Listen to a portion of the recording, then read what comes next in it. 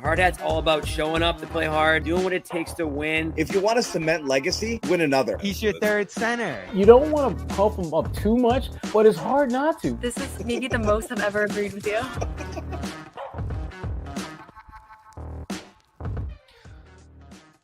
Cut the music, Jackson. Cut the music. We don't run the music after a performance like that, Jerod. A fourth quarter that we're going to be talking about for a while. Bad news for Jaylen Brown. The Celtics drop probably the biggest game of the year, I would say. I mean, they had all the starters in tonight, Jerod. No excuses in this one. Right. They lose 105-92 to the Oklahoma City Josue Pavones. And honestly, a game that it looked like they had, beginning of the first quarter, maybe had to play a little catch up, get reacclimated to the speed of the game. Looked like they were in control going into halftime. Third quarter, OKC just comes out, punches them in the face, hold the Celtics to 15 points in the third quarter, and it actually got worse from there. The Celtics ended up scoring a total of 27 points in the second half, Jerod. That's 15 in the third and 12 in the fourth. Words that I never thought I would be saying when it comes to this Celtics team. That OK City defense is the real deal. Physical, in your face, up and down the court, making you work for everything. The Celtics missed just about every three they could possibly miss tonight. I'm going to guess the season low, 19.6% from three. It's hard to believe they'd be any worse than that, but certainly. And the reason why, Jerod, I mean, they were missing shots that they should have taken, but they were taking very difficult shots, and that's because of what OKC was doing to them. I'm going to throw it to you right now. Just your thoughts on this one, a tough loss. Worst second half, we can say, probably in the last couple years. Yeah. And typically when the Celtics have played bad, the knee-jerk reaction has been it was more about what they didn't do than what their opponent did. But tonight, no. OKC is legit. Their defense is that good. Now, were there some shots that the Celtics missed that they should have made? Absolutely. But you cannot diminish or dismiss what Oklahoma City was able to do defensively in this game. And at the second half, you have to understand, folks, Oklahoma City has been doing this for a lot of this season. And that is playing at a certain level in the first half. Something flips in the third quarter that propels them to be successful. They are a significantly better second half team, which when you think about winning a championship, when you think about being one of the last team standings, those are the kind of things that are going to stand out. Those are the kind of things that are going to get you from one round to the next, the ability to get better as the game progresses. And I thought one of the things the Celtics did not nearly as good in the second half as they did in the first half was taking what the defense was giving them. I thought the Celtics in the second half really wanted to just get back into that three-point shot-making mode, when in fact the reason they were able to be so successful in the first half was because they were getting shots at the basket. They were attacking the rim. They were using that middle of the free throw line as a kind of almost like a landing spot where they can operate, where Tatum and Porzingis would run a pick and roll. And rather than roll to the basket, Porzingis would stop about halfway there, catch the ball. And then OKC is in no man's land because he can either shoot over the top of the defender or spray it to one of the corners. You didn't see much of that in the second half. And I thought OKC did a really good job of taking the Celtics away from that first half game plan and forcing the Celtics to play their style of basketball, play the way they wanted Boston to play. And the end result is what we saw, a second half domination by the Thunder. And we couldn't have a Celtics loss without Boomer Rage himself, Nick Gelso. Welcome to the show. This is right up your alley, Nick. You can go a number of ways with this one to really get yourself going here. But where do you want to start, Nick? What's grinding your gears after, again, Celtics fall to the Oklahoma City Thunder, 105-92. Jerod just gave us a little bit of a breakdown there on what OKC did to force the Celtics into some of those tough possessions. And I think the Celtics more than met their match today. Yeah, maybe a finals preview. And if it is, buckle up, because this was a game that, our good friend Dirk, a good friend of the show, has been watching for years now. He loved it. He loved what he saw out there from a fan's perspective. But as a Celtics fan, Nick, what's kind of going through your mind? I think Jerod described it well. Like that second half was like an onslaught. It was like the Blitz, in World War II. And the Celtics just looked stunned. They looked stunned. Like even I love it wasn't like I don't think that they ever dropped the intensity. I just think they got stunned by that defense in the second half. I'm gonna do it early in the show. I'm gonna bring it up. The refereeing down the stretch. Oh God, man. Here we go. I'm sorry. I'm not gonna blame it on the refs. You really are a fan. Wait a minute. Let me just take a look and see what these numbers look like here. Hold on a minute. No, I'm just go ahead. The refereeing. Oh, I love you, Nick, but damn. I have to do it. 24 free throws. Sherrod, I heard fan perspective. 13. I heard fan perspective, and I just jumped right on the free. But like as a fan, it's such a good game. The product was so good tonight, I think, from an intensity level. And it was so fun to watch. And then even, I know that it didn't favor the Celtics tonight, but those calls down the stretch were just brutal. From a product standpoint, like the NFL games just end, that we're already pushed to NBA TV on this game, which is a marquee matchup, and nobody's talking about it other than NBA TV. And, oh, man, I don't need the graphic. I'm just saying we get pushed there, and the NFL games just end, and NFL fans are tuning in, or casual NBA fans, and what do they get?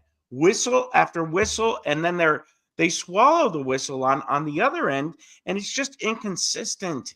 It's hard to watch. Wasn't the reason they lost tonight. I think Scott Foster was on. I don't despise him. I'm not going to go, Dick Bavetta on him or Joey Crawford, but it was hard to watch down the stretch there. There's my rage and rant. Yeah, there. I mean, listen, I don't think anyone's going to say that this was, a great refereeing night. And I do agree with you, Nick, that there were a couple of questionable calls. It was hard to watch down the stretch. I think Tatum probably wished that he got a couple calls, but I think on the OKC side, I know Dort was called for a weird tech that I rewound it. Tech. He didn't even flop. Like I couldn't even figure out. But that's what I'm saying. Yeah, that's what I'm saying though too. I mean, on both ends, and then all right, I'll stop. Talk to us about what I mean. Do you have anything about the Celtics style of play in that second half, or just the referee?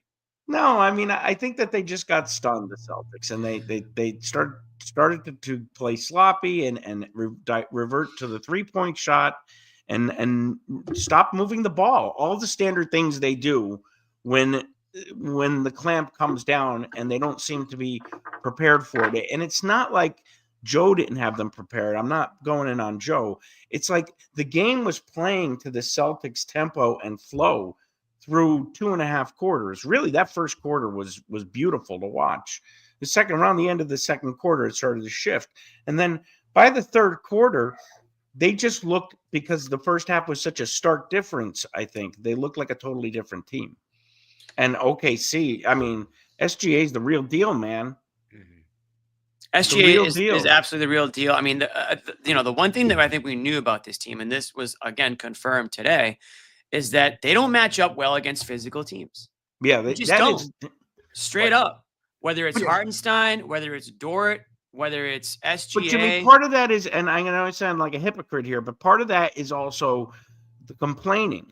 Because when it gets physical, they stop playing defense and they complain. They don't get back. So I think a lot of it is that. Don't tell me they're just Jrue Holiday is not a physical player. Yeah, good one. Jrue Holiday is a physical player. Al Horford could play physical basketball. I don't think that they're soft by any means. I think I didn't call them soft, but what I said was but their reaction is soft when they complain to the refs and don't get back and play defense. Sure, but let's fouling aside, the style of play that Oklahoma City plays with is physical, right? So physical. I think the Celtics sometimes have trouble matching that physicality. Yeah, Holiday is physical. And yeah, with Porzingis in there, that's another bigger body that can get involved. But you got nothing from Pritchard tonight, who looked You overmatched. literally got nothing Really from got him. Like, nothing. Looked Literally. overmatched. Like the game looked too physical for him. Cornette held his own, but Horford had that big shot, that big three in the fourth. But other than that, it looked like the game was too physical for him out there. There were some guys that just looked overmatched, and I put it up. I put it up earlier. I just put it up, a comment from one of the. Sorry, I forget who it was, but Mazzulla. Nick doesn't want to criticize Mazzulla. Mazzulla didn't make a sound that second half. Did he make a single adjustment? Know what? That fourth quarter, when that fourth quarter started, the Celtics had a 4-point lead. I think OKC ripped off 7 straight, 8 straight, 9 straight points before I think it was Horford who hit that three. Somebody hit a shot to break up that OKC start to that fourth quarter. I was looking over to the bench, waiting for Mazzulla to call a timeout at any point in the first 3 minutes of that fourth quarter, 3, 4, 5 minutes of that fourth quarter. Never did. OKC takes the lead. And then with the physicality and with them just playing the way they are, the Celtics get back into that trap where they're just taking threes. And they are not hitting a damn three. Yeah, and that's when they're taking difficult. They're being forced to take difficult, deep threes. Hauser, again, I'll take my chances with Hauser on most shots, but he was on the run tonight as he was taking some of these threes. And then I got real quick shot. I can't go any longer without mentioning. I mentioned him very briefly, but this was one of the worst quarters of basketball I've ever seen from Jaylen Brown. From start to finish, the turnovers, the forced shots, the trying to do it on his own. He did not do one good thing for the Celtics in that fourth quarter, and that was included minutes where Tatum was out of the game. No, he's not getting the brownie. There's no brownie going to any member of the Boston Celtics tonight. But this was, and if I'm Jaylen Brown, I don't know if I want to ever look at that game footage again, or if I want to study every second of it and just do the exact opposite. Nick, I don't know what happened to Nick there, but hopefully we can get it back on there. But Jerod, I mean, am I alone in this criticism here? I know I can't be. So for me, it's Brown and Mazzulla really stood out to me as the guys that kind of really hurt this team in the fourth quarter. Jimmy, I'm just going to just put it point blank. There was not a single person within this organization who was in that building who does not deserve a big fat ass slice of blame pie. Every single we're playing blame pie for sure. Yeah. When you talk about, I mean, Pritchard gets here. Yeah, Pritchard did not score a single point, and I want to go. Forgot he was even on the team, right? Yeah. And we'll get into all of them individually. Bad misses too, though. I want to go back to the point that you were making about the physicality. Here's the difference between OKC and most teams that are physical. Not only are they able to be physical, they're ridiculously athletic. When you have athleticism and physicality, you are screwed. I don't think it's a coincidence that Pritchard and Hauser and Al Horford really, really struggled. Not at all. And a big part of their struggles wasn't because that they were dealing with guys who were physical. It was because they were dealing with athletically physical guys. Athletically physical. And Jaylen Brown is going to struggle against these type of teams because, again, he likes to be physical, but so do they. And they're comparable to him from athleticism standpoint. This is the problem that this team poses and why this game, if I'm Joe Mazzulla, we're going to break this damn game down.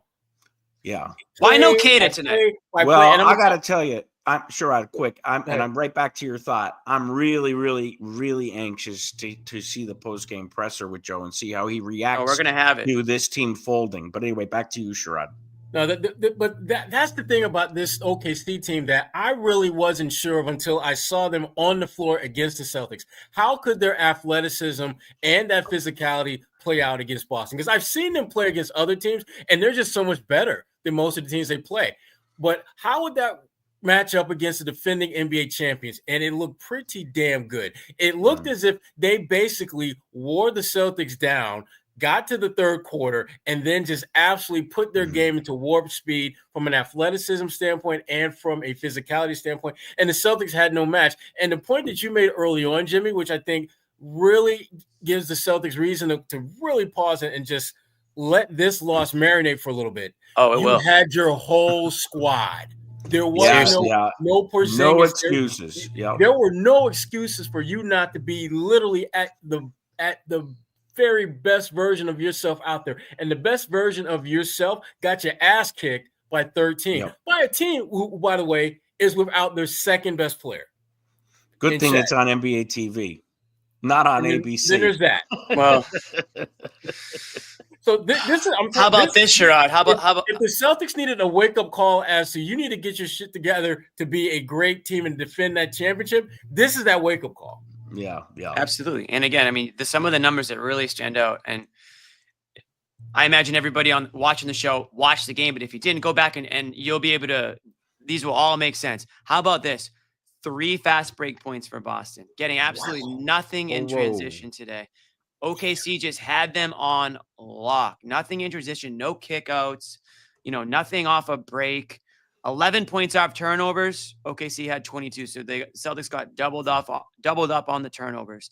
Second chance points and points in the paints are relatively the same. But I said physicality, Jerod, but I think the word is athleticism. I think that is probably the word. I mean, they go hand in hand, I think, in a lot of cases. But this Celtics team, if they want to, and it's the old saying, live by the 3, die by 3. If you want to just be a 3-point shooting team, then you're going to get punched in the face by teams that are saying, okay, bet, take the shot. We're going to just run up and down the court on you. We're going to play you hard. They were denying Tatum the ball there in that second half, just preventing him from even getting the ball. Never mind doubling him. They didn't even let it get to that point because they know he's good enough to pass out of that. And they know once they double him, it might be too late because that's how good he's become. But if they can prevent him from even getting the ball, then that's a completely different story. So that's what really one of the things that I noticed from OKC doing in that second half that they had success in. And then in that fourth quarter with him out or with Jaylen Brown trying to become the ball handler and with part of it, you're guys trying to do too much. The team basketball went out the window. And I agree. From a couple of Hail Mary threes, Horford and Tatum hit a 3. Other than that, nothing. What was that, Nick? Yeah. Sorry. No, I don't know if I'm sorry. talking over you, Nick. It could be a connection thing. Sorry about that. It was a connection thing for a second. So I think I was talking over you, but I agree with you 100%. And I think one thing also with Brown, who you're going in hard on, and I understand why it was frustrating, but I think it's not only his fault, but he stood out to me. He stood out because he struggled with the physicality, which is what you're saying. Like when they were athletically coming and he was suffocate. They suffocate, and the refs, I'm not blaming the refs. You have 3 seconds on the refs. They swallowed the whistle where they don't normally in those situations. And Brown is going hard to the basket. And as a fan, I'm going, thank God he's not shooting a 3 right now. He's going towards the basket. Where a ref would normally blow the whistle on that level of physicality. He was forcing it, Nick. It looked like it was being forced because they were playing really physical defense. I think he was being fouled. I would say he wasn't necessarily being fouled. I was saying he was putting himself in a position to turn the ball over. You can't just bulldoze. Well, he's not great in Lou traffic. Dort. I get that. You can't bulldoze Lou Dort. You can't bulldoze Hartenstein. You just can't do that. And when you just try like saying Dort. I actually hate. I like good for Lou Dort to like survive the name and become this like successful. He's not a meme. I can't believe it. Yeah, he's no longer. Dude, that dude is. I think the broadcast called him a linebacker. That was honestly like how I thought too. That dude is built. He's like a basically beefed up version of Marcus Smart. Yeah. That's just imagine. I mean, if Marcus Smart were actually an NFL player, he'd look like Lou Dort. But Jimmy, this too, hunting calls. This is what the Celtics do, right? They get in their feelings about missed calls instead of realizing, okay, this is going to be a physical game. We need to adjust. I agree. They just double down on wanting to get the call instead of adjusting. I agree. That's why I'm saying they struggle with When you're saying they struggle with physicality, I'm like, they're not physical team. But they put themselves in positions. Team. They're not a physical team though either. I think they can play physical basketball if they have to. Nick, they shoot 50 threes a game. I realize that. Jimmy, we're talking defensively. Go back to the first.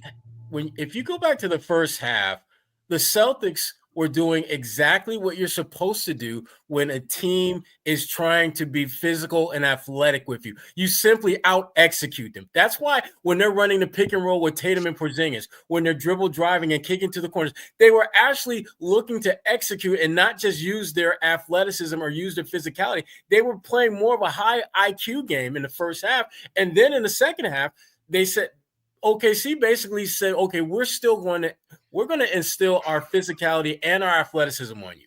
And the physicality allows them to bump guys, knowing that those calls are going to be made, and their athleticism allows them to contest any and all shots. And when they're not contesting shots, the seed was already planted in the Celtics' head that this shot's probably not going to go in because someone's going to fly out at me or someone is going to contest it. And so now all of a sudden, the Celtics weren't just playing; they were thinking about how to play, and that's when you run into problems. Yeah. The second half, what Oklahoma City did was what every team in the NBA wants to do to the Celtics, but they don't have the personnel and they don't have the talent to do it. And that is be physical with them, be athletic, if not more athletic than them, and out-execute them. The Celtics don't lose all three of those particular areas very often. They did tonight. They did. They did. And, I mean, and Jimmy, here's the thing, though, Jimmy. I'm not nearly as freaked out about this as I think a lot of people are, and here's why. One, this is probably the best team that's going to come out of the West if you get back to the NBA Finals. You now know exactly where their strengths are relative to you. So you now have a better sense of what you need to do to beat them. You had certain segments of this game where you kicked their ass. You actually first half. Exactly. So it's not like you have no idea how to play against this team. It's not like that's the case. No, I don't think that. And I'm not freaking out. I don't think anyone's freaking out. But you can also learn something and win the game too. You don't have to lose every time. They've been doing that all season long, Jimmy. Right. But these are the games that you want them to win, Trev, because these are the games or the teams, like you just said, that you theoretically could see again when it actually matters. So out west, it matters less during the regular season because you're only going to see one of them, right? But very well could. I think at this point we would all say OKC seems like the front runner to be the team out west. In the East, who the hell knows who you're going to end up playing in the playoffs? Those games matter. But this is one that everybody had circled for a number of reasons. But the fact that you were healthy, right? And the fact that you did figure it out in that first half and you did, go into that first half. Was it a double-digit lead? Was it 9 or 12? I forget. It was right around. The half they were by 10. 10. Okay. So it was, there you go. That was a tease because that wasn't the real Thunder. The Thunder are known to come out in the second half with these clamps that they put down on people. The Thunder did what they do, and so that tells me that. But if the Celtics know that too, you don't think that's on the whiteboard out there? What the different adjustments that the Thunder are going to be able to make? That's why I got to also, when we cutting out the blame pie here, when we do that, Mazzulla's going to get a big sliver. A big piece, not a sliver, a big piece. Because where were his adjustments? You can't just be one team adjusting. I mean, you're telling me that not great with adjustments. What was the final score? They lost by around game 10 to or game. so. He's good. In game, 13. They lost by. Lost by 13. 23-point swing in the second half. Yeah. So, and again, I don't remember one good Mazzulla timeout. I don't remember. No, I don't want to go. That's like the refs. I gave up on that, Jimmy. Yes, it is. It's like the refs blaming Mazzulla with the timeouts. I'm not this blaming is what him he's with the going to do. timeouts, but this is what he's going to do. You use your timeouts to make the adjustments. So then I agree, but the dorks, all the nerds in basketball land say he uses his timeouts the right way. He didn't even use them. On Joe. I know. I'm not going there, though. I'm not going there. I get it on Twitter all day long. You're not the host. I'm going to go wherever the hell I want, and you're going to listen to me. What the hell just happened? If I want to go to Joe's use or non-use of timeouts, I'm on this side of the screen. Yeah, there he goes. I just bullied him off the screen. See you later, Nick. Get out of here. Jimmy, I don't know what the hell. Nick, come back. Come on. Don't be like that. Come back. But what I say still stands. If I want to talk about Mazzulla for a minute, you're right. Guess what? We're gonna talk about Mazzulla. All right. And so I also think it's a fair time to talk about him. I'm not harping on his timeouts after every game. I think we can all agree that. No, I agree with you 100%. But it hasn't been an issue because in most cases, I'm not picking on you. I'm saying I won't go there because every time you go anywhere have to near it, Joe's the beast. He's a beast. Okay, well, he doesn't call fucking timeouts. So go to Beastland. It's not just about the timeouts are. You call a good timeout for multiple reasons. One, to stop some momentum. Two, to make some adjustments, draw up a play, anything. Well, the biggest stoppage in time was when they were doing the Derek White review in the fourth quarter. It didn't seem like there wasn't a timely timeout. There wasn't the adjustment. You took Porzingis out because he got his 5th foul. There wasn't I asked earlier in the show, nobody responded, but Is Queta unable to play? Did I miss something with Queta? I mean, It makes and I'm no not sense to saying me that the way Queta's going to be the game changer, but a couple games ago, he was in there up and down the court, physical. To me, seems like a guy that, you know what? I don't like the way this game's going right now in the second half or early in the fourth or late in the third, whatever. Toss him in there for a couple minutes. I'm not saying Kornet even had a bad game. He didn't. But if you're trying to just switch things up and maybe with a matchup or match physicality with physicality or athleticism, give it a shot. That's all. I mean, if you're Mazzulla, that's an adjustment, an in-game adjustment. You don't have it from Pritchard tonight. So that's a few minutes that maybe you could try it with different lineups. Go big for a second. I don't know, things like that. Jimmy, one of the things that I think has been pretty consistent with Joe is that there are certain players that are on a certain level from a trust standpoint and certain players who are not there. And Queta, when we see him play, does a lot of good things. But I don't think there's any question that there's the trust level that Kornet's on. There's a trust level that Queta is on, and they're not the same. And I think the problem with that, and you're going to have most nights you're going to be able to get away with it and not be a big deal. Tonight was one of those nights where you really, I think Joe had a great game plan coming in. They were going to take what the defense was going to give them. They're going to probably shoot more twos than threes and just kind of play that out.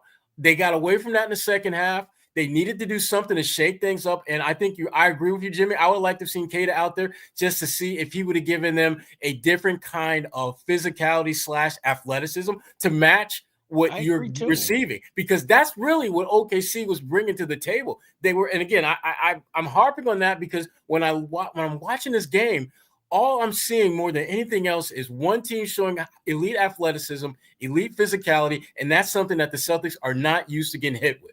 They know what teams can do. They know that teams are bringing their best stuff night in, night out, but they have not been hit with a team that is super athletic and super physical the way OKC is. And what happened over time, it wore them down. And so what do you do in that situation? At some point, you need to look on your bench and say, do we have anyone who can give us a certain level of athleticism and physicality? Actually, you do. His name is Queta. And yet he was pretty much doing the same thing you and I were doing. Yeah, that's watching the game. So if you're going to fault Joe for anything from a rotational standpoint, I am. Sorry, that's the one area that I will say he did not, I think, dig deep enough into that bench to try to match the athleticism and the physicality that he was being hit with. And he had a guy that he just didn't use who could help, I think could have helped them in that regard. Let me ask you this. Go ahead. I'm sorry. Go ahead. No. All right. I was going to ask it to you anyway. If you change this topic, Nick, I will. I was going to ask it back to Jerod, and you could cut the question if you want. But what's Joe's doghouse? Like, I can't figure out when a player goes on Joe's bad list and then doesn't see time. Like, there's just like we knew with Brad, we knew with Doc when somebody pissed him off. Yeah, I don't think he has a doghouse list per se. I just think he has a penthouse list. Like, these are the guys that I want in the penthouse. The rest of you figure something else out in the backyard and in the front yard. But these are my penthouse guys. What's the strategy for him not to play Queta tonight, or last game or the game before he played him great minutes and he played well? Tonight was a great matchup for Queta. He wanted Luke out there. I mean, but Luke, it was a bad match. I think Luke actually was fine today. I don't think Luke was bad. He was okay. Luke was fine. The problem was with Pritchard and Hauser. At some point, though, they did need the offense. So, Queta's not the guy that's going to do it. But he might be able to get you some stops. And, again, get out in transition. The Celtics could not get out in transition today, or at least they didn't score in transition, I should say. They got out in it, but OKC put the clamps on them. So that was a big difference. Yeah, we may get into it a little bit later, but, I mean – as you're doling out the blame pie, it's hard for me not to give a big fat slice to Peyton Pritchard. And I love Peyton Pritchard. I think he's had a phenomenal season. But when you are a 6 Man of the Year candidate and you are the best scorer in the NBA coming off the bench, and you score as many as Jimmy Toscano, Sherrod Blakely combined, that's a big problem. And I went back and I looked. When was the last time Peyton had a game like this? Hasn't had one all season. And again, And you got to go back to like March of last year when they played. I think it was like at Denver where he was scoreless in like 15 or 20 minutes. So it's not like this is something that happens a lot. I get that, but when it does happen, and this is the problem with Peyton, and to me it's like the one glaring weakness of his game that because he's been scoring so much, we've just kind of ignored it. If he's not scoring, what exactly is he giving you? What is he bringing to the table? He's not locking anyone up defensively. He's not a rebounding. I think his defense has been solid. I think he's a good on-ball defender. This year has been solid, but on the nights when he's not scoring, that defense is never going to be enough to make up for what he gives you offensively. Well, because again, it's a size thing too, Sherrod, right? I mean, it is. And I get that, Jimmy. But I guess what I'm saying is, as bad as Jaylen Brown was in the fourth quarter, you wouldn't have needed Jaylen Brown to be good in the fourth quarter if Peyton Pritchard would have done what Peyton Pritchard usually does through the first three quarters, or if Sam Hauser would have knocked down more than one shot, or if Jrue Holiday didn't go 1 for 6 or whatever he went from the field. And now there's a domino effect that guys like Tatum and Brown have to carry a much heavier load down the stretch because certain guys on the team didn't do their job through the first three quarters.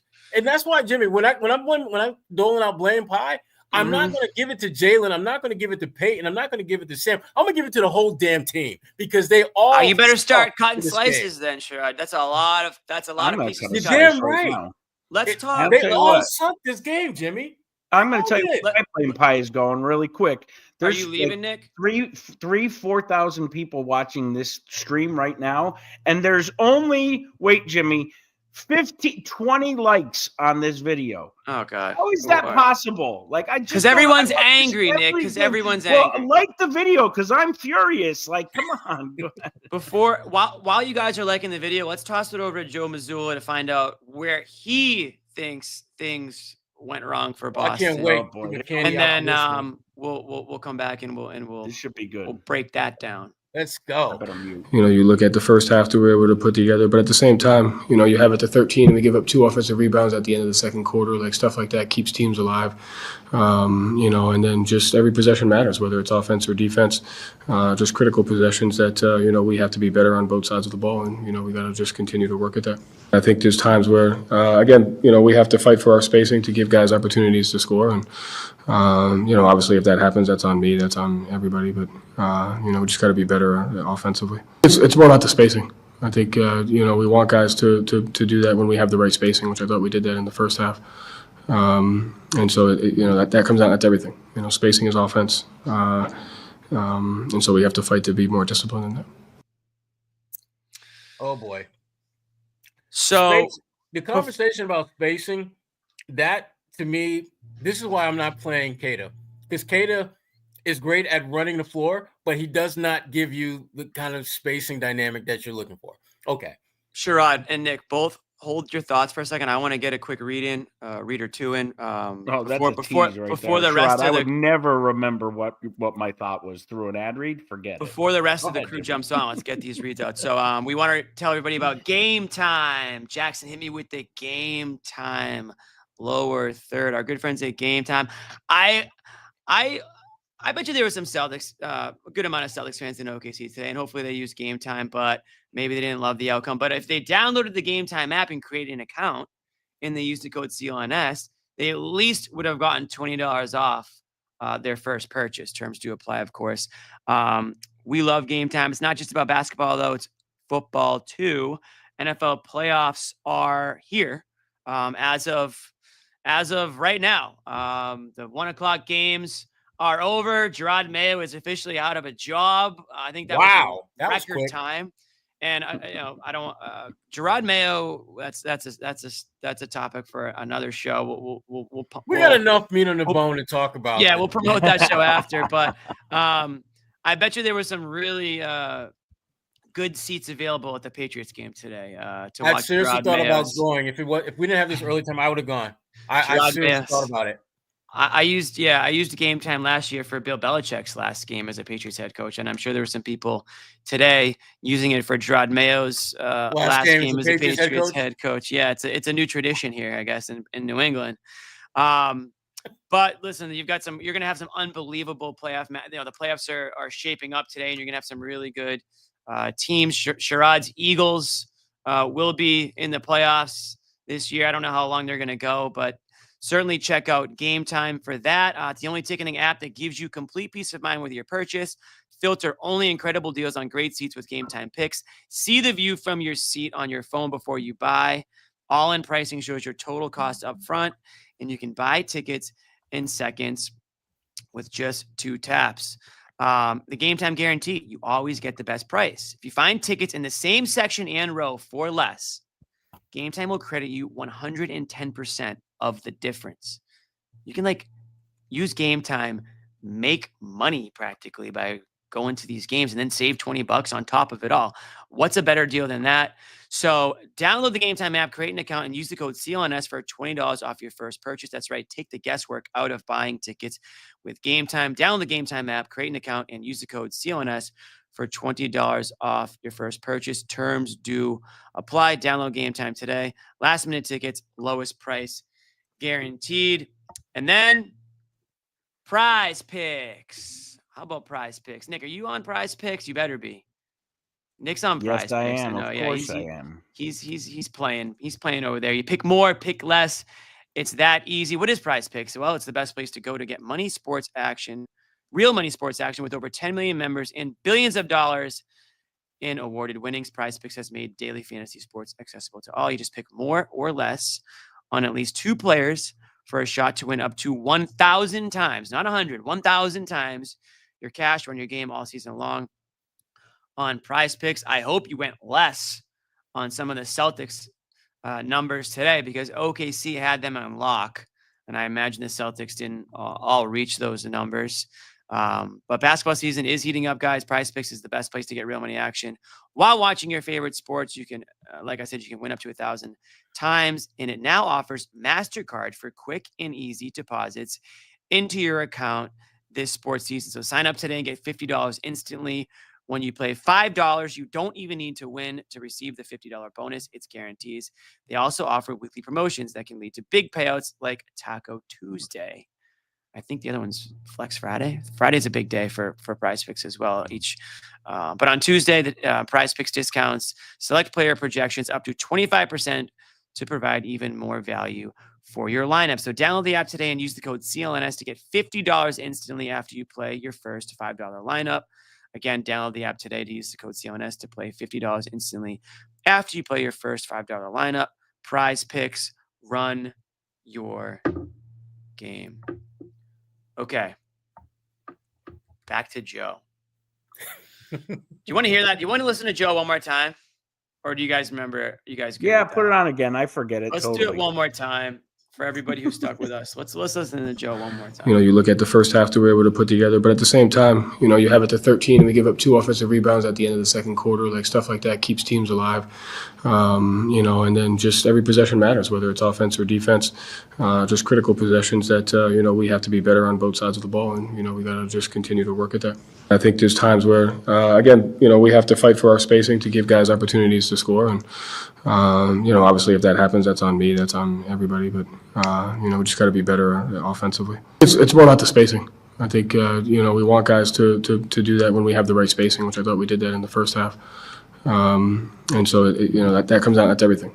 Spacing is offense, and so we have to fight to be more disciplined in that. Great thing, Jerod. He's saying all the right things. Well, he is, but I mean, he didn't really get into the specifics of it. But part of the problem in the second half was I thought that they lost a little bit of that aggression in terms of movement, in terms of swinging the ball, in terms of attacking. It seemed like they got into that cool breeze mode thinking like, hey, that first half was really good. Let's just kind of keep doing what we're doing. When that's when you have to ratchet it up, because that's what OKC is going to do. Their defense has consistently been better in the second half of games than in the first half. And so your mindset, if you're the Celtics, I think was a little bit twisted from a standpoint of rather than trying to do what you did in the first half, you need to be better than you were in the first half. And I don't think that they embraced that. And by the time they realized that's what they needed to do, it was too late. OKC was in a rhythm. They were flowing. I mean, Dort. was just brutal shooting the ball in the first half. And then all of a sudden he becomes freaking Ray Allen 2.0 in a second. Yeah. He's knocking down. Kind of unlucky there. Yeah, he was hitting shots that he wasn't even coming anywhere close to nailing in the first half. And again, he to me is the blueprint, not a blueprint, but he's an example of what they have typically done to teams in the second half of games. And the Celtics did not match that aggression. They did not match that focus. And the spacing that Joe's talking about, a lot of the spacing issues, again, I go back to it just not them not being as aggressive with it.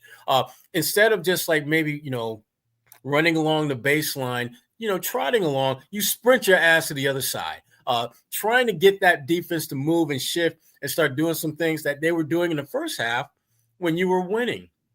I didn't think that they ratcheted up the things they did well enough in the second. And OKC in turn beat them down.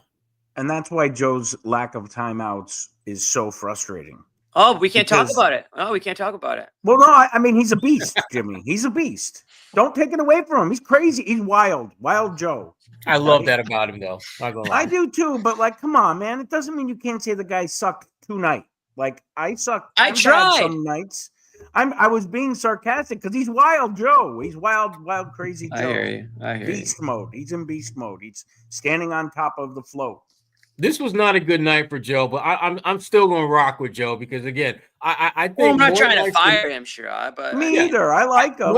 More nights than not, his style is going to work. It just didn't tonight. It just did the way he did. It just didn't tonight. He needed to make, I think, at least one or two more in-game adjustments in the second half. That rather than just give your guys enough rope to just see if they can get themselves back on track, I think he should have just shut it down, make a change, and just give that a shot. Or just stop the momentum like we do. We've been doing – this is what I mean. We've been doing this for years with Joe now, right? With timeouts. It's just not going to – he just – this is the way – in the postseason, he does change. He adjusts. Yeah. But and in the he needed to have season, he needed to have his playoff mindset for this game. I think so. Yeah. I thought the way that Joe kind of coaches, he kind of coaches like this was game 36, 37, as opposed to game 3 on NBA TV. Well, that's the thing is, it's our job to freak out. It's Joe's job to sort of remain cool, calm, and collected, which is what you're going to pretty much get from him after a win or a loss. Let's find what we heard from Joe. Let's hear from KP and see how the players feel after this one. It tries to force turnovers, and how did you guys want to play offensively Bobby? in this one? I mean, like we played in the first half, we were fine. I think once they turned it up a little bit in the second, we played stupid, and we just gave some possessions away. And once you start giving enough possessions like this, it's just downhill for us, and the rest of the time was just battling uphill. Once they made that run, we were still up at 4 or something, but the crowd was already into it, and then they hit 1 or 2 more threes, and the momentum already shifted pretty heavily, and we just kept on battling uphill, and the momentum was on their side. So it's not something unsolvable, but it's just ugly second half from us offensively. Facts, my dog. That's a facts, my dog, right there. That's why I see why Jaylen Brown rocks with him. How many players will be that candid to just say we play stupid, even though those of us who are watching the game thinking damn, that was really dumb what they just did. The fact that he would acknowledge that, is we didn't get gaslit. Yeah, we say it, we get gaslit. They say it's fact, right? Which so exactly. I'm not crazy. Wait, you actually. Yeah, I know that you're in the I know that you're in the middle of doing that, and so you may not see it as I see it, but we both saw that was they did a lot of dumb things, and the point that he brought up, which I think was a good one, was that they did a lot of good things in the first half, but when OKC ratcheted up in the second, they didn't respond, and that to me this game has value for the Celtics if it's a game that they learn from. Because you're going to see them again. And if things work out the way I think they will, you're going to see them in the playoffs, which means the NBA Finals. this is the game that you have to use as a blueprint as far as this is what we need to do in order to beat them. Because the first half and the second half of this game were like night and day. First half, the Celtics didn't play the way they normally do, but they played well enough to be in control of the game. And that has to be, I think, ultimately what they have to embrace. What do we need to do to win the game? Not win by knocking down threes, not shutting folks down, just win the damn game. And I thought that what they did in the second half, they tried to play the way that they wanted to win, as opposed to playing how you need to play to win. And OKC, conversely, they played to win. They became much more physical. They didn't let a lot of those 50-50 calls that went against them in the first half force them to try being different. They continued to play aggressive and use athleticism and use their bench and get production from lots of different guys. And the Celtics, they just kind of withered away as the game wore on. Yeah, and I was just gonna say something, but what do we got here? A tweet from Must Be Charm, crying face. Tune into Celtics CLNS, and all I hear doom and gloom. Never clicked off something so fast. Okay. And he got a single retweet out of that too. Damn. Well, guess what? I think it was me. I think I retweeted him, Jimmy. Oh, you did? Okay, I was gonna say. Well, guess what? Yeah. Guess what? There's 3,200 people who disagree with you. Must Be Charm, but listen. Yeah. You know what? It's not all doom and gloom, but I think it's fair to be critical. Listen, guys. And we've said this for years and years, especially me and John, because we're probably more likely to be critical than some of the fans or whoever that love the team. But it's okay to be critical. It doesn't mean that you're a hater. It doesn't mean that it's doom and gloom. Right. But when something's not going right, it's okay to acknowledge it and then figure out why it didn't go right or what went wrong. And yeah, sometimes we like to be over the top. Sometimes we like to get emotional and sometimes I say hurtful things to Nick and I don't mean it. And I'll text him later and I'll say, Nick, I'm sorry for all those mean things I said about you. It's been going on for 15 years. Please don't fire me. Yeah, right. Please don't let me go. I feel like I'm Jerod Mayo right now. I'm just like coaching my last game. I already know I'm getting cans. I'm just going to like win the game.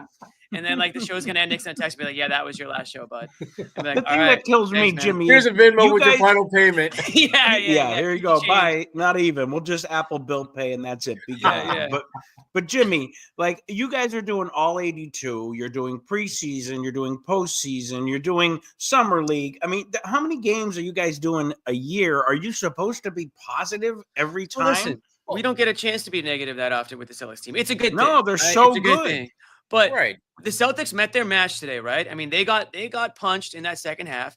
And, you know, I think it's fair to criticize Mazzulla. We don't do it after every loss. It's not like every loss is pinned on Mazzulla. But this is a game where, you know, even Porzingis said it. The momentum shifted in that second half. They played stupid in that second half.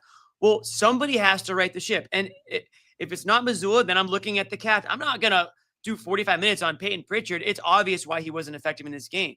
But you got to look at the guys who everyone wants to come on here and listen to us, give them all the credit in the world when they drop 40 and when the Celtics win. And that's fair. They deserve credit, but they also deserve criticism. So it's going to go to Tatum. It's going to go to Brown.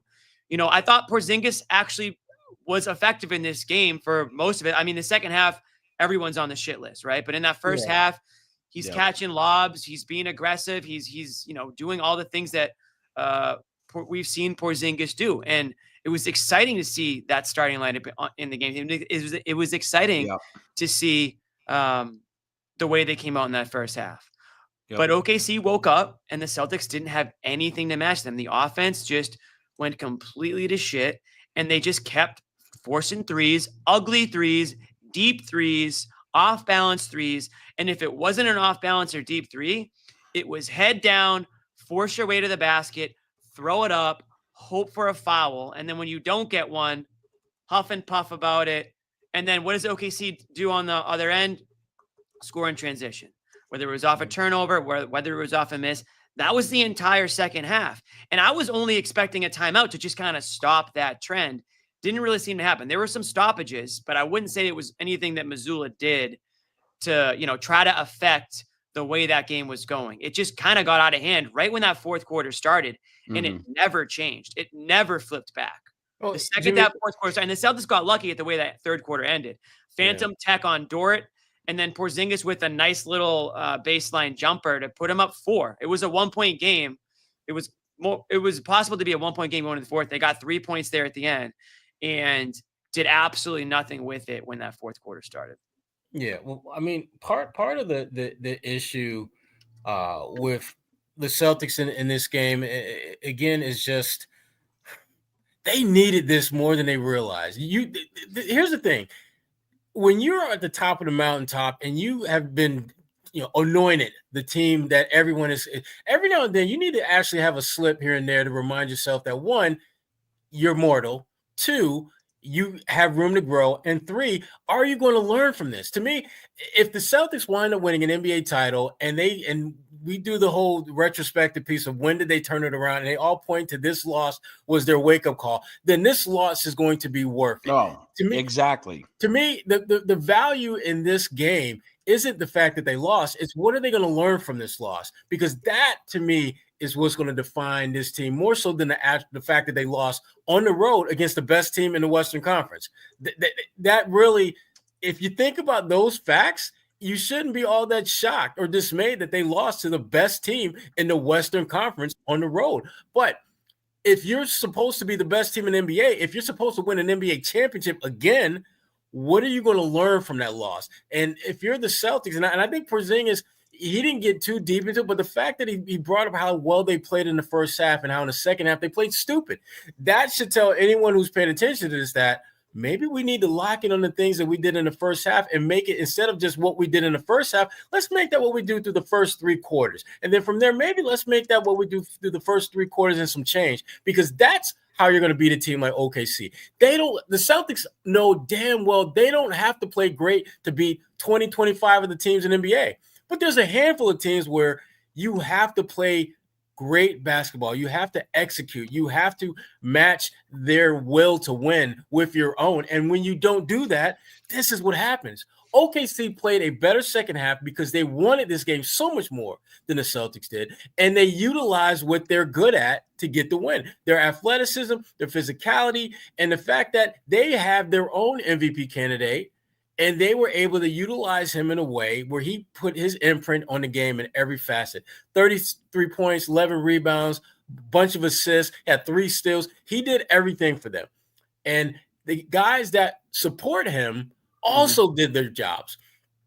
That didn't happen with the Celtics. Tatum didn't shoot the ball particularly well. Jaylen Brown did not shoot the ball particularly well, had some costly turnovers. They got little to no offensive production from their bench, from the top players off the bench.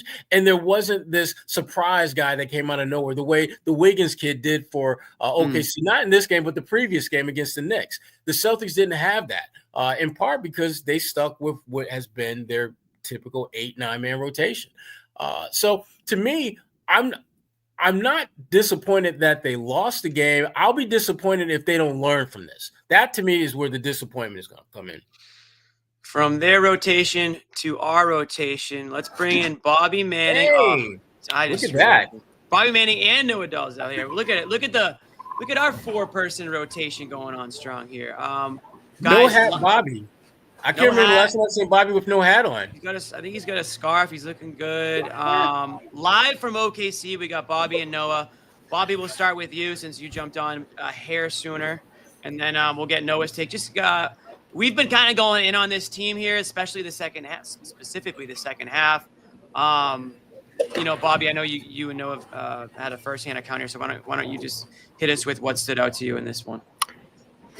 Yeah, it should startle you if you're a Celtics fan. And I said it after the game. If you want to call the Thunder the favorites now, I wouldn't blame you. I'm gonna stop short of it just because I think the biggest thing you have to watch for with them is how they get through the West. Like, I think the West is going to be brutal from round 1 on.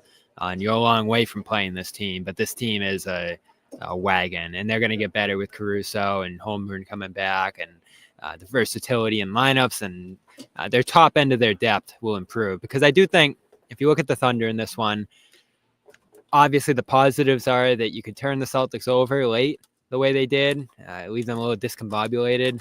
You could defend at the level you did against this offense, and that Shea outplayed Tatum here. I think those are the big positive takeaways from them. But if you're the Celtics, I think threes make a big difference in this matchup, and they didn't have them tonight. I think when they do, it's going to be tougher for the Thunder here. But didn't the Thunder kind of create that issue, Bobby? You got to give them some credit. Yeah, I mean, they're the best. They're They're number one in stopping. Yeah, they're number one in stopping the three in the league. So this is what they do. But this was extra bad for Boston here. And when they were hitting threes early, I do think it put Oklahoma City in a tough position. But that's not where you want to be, Jimmy, right? If the threes fall, you win. If they don't, you lose against this kind of team. And that's what it felt like tonight. If the Celtics were going to shoot great, they'd come out and win. If they didn't, they were going to lose. There was that stretch in the second quarter where Porzingis was getting to the basket. Jaylen was pulling off some great moves, and he had a fantastic start to this game. But the Thunder adjusted, and I do think another concern for Boston here, even though the Thunder's bench wasn't great, I think the Celtics stole those minutes in the first half. The Celtics got really thin too. Like Kornet gave you a good first half. Hauser was okay early as well. But Pritchard's ineffectiveness in this game should really catch your attention if you're Boston, and that makes you super thin. The other takeaway I had coming from this one, though, is that they need a wing for a matchup like this. Really bad. I don't know if that's going to come internally, as we've talked about, or they have to go and get it. But they were really missing that extra wing who can make an impact off the bench. Lonnie Walker would have been a nice addition for this game. Here we go. Noah, welcome to the show. Thanks for having me. Can you guys hear me? Anytime. So we can. I think my takeaways from this, I don't know that I walk away overly concerned if you're Boston. I mean, you had a good first half there. I know. There should be a new rule where I can't say I'm not overly concerned on this show. But the reality is, I mean, it was a good first half.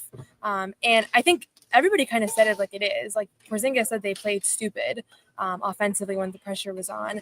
I think Joe Mazzulla didn't deny the fact the offense, the spacing, everything was kind of out of whack. I don't think this was the kind of game where you can just say, hey, shots weren't falling. And nobody said that. So that's good at least. I think that everybody was kind of on they were pretty on message, Noah. They were on message. Yeah, we were kind of joking. Every single person.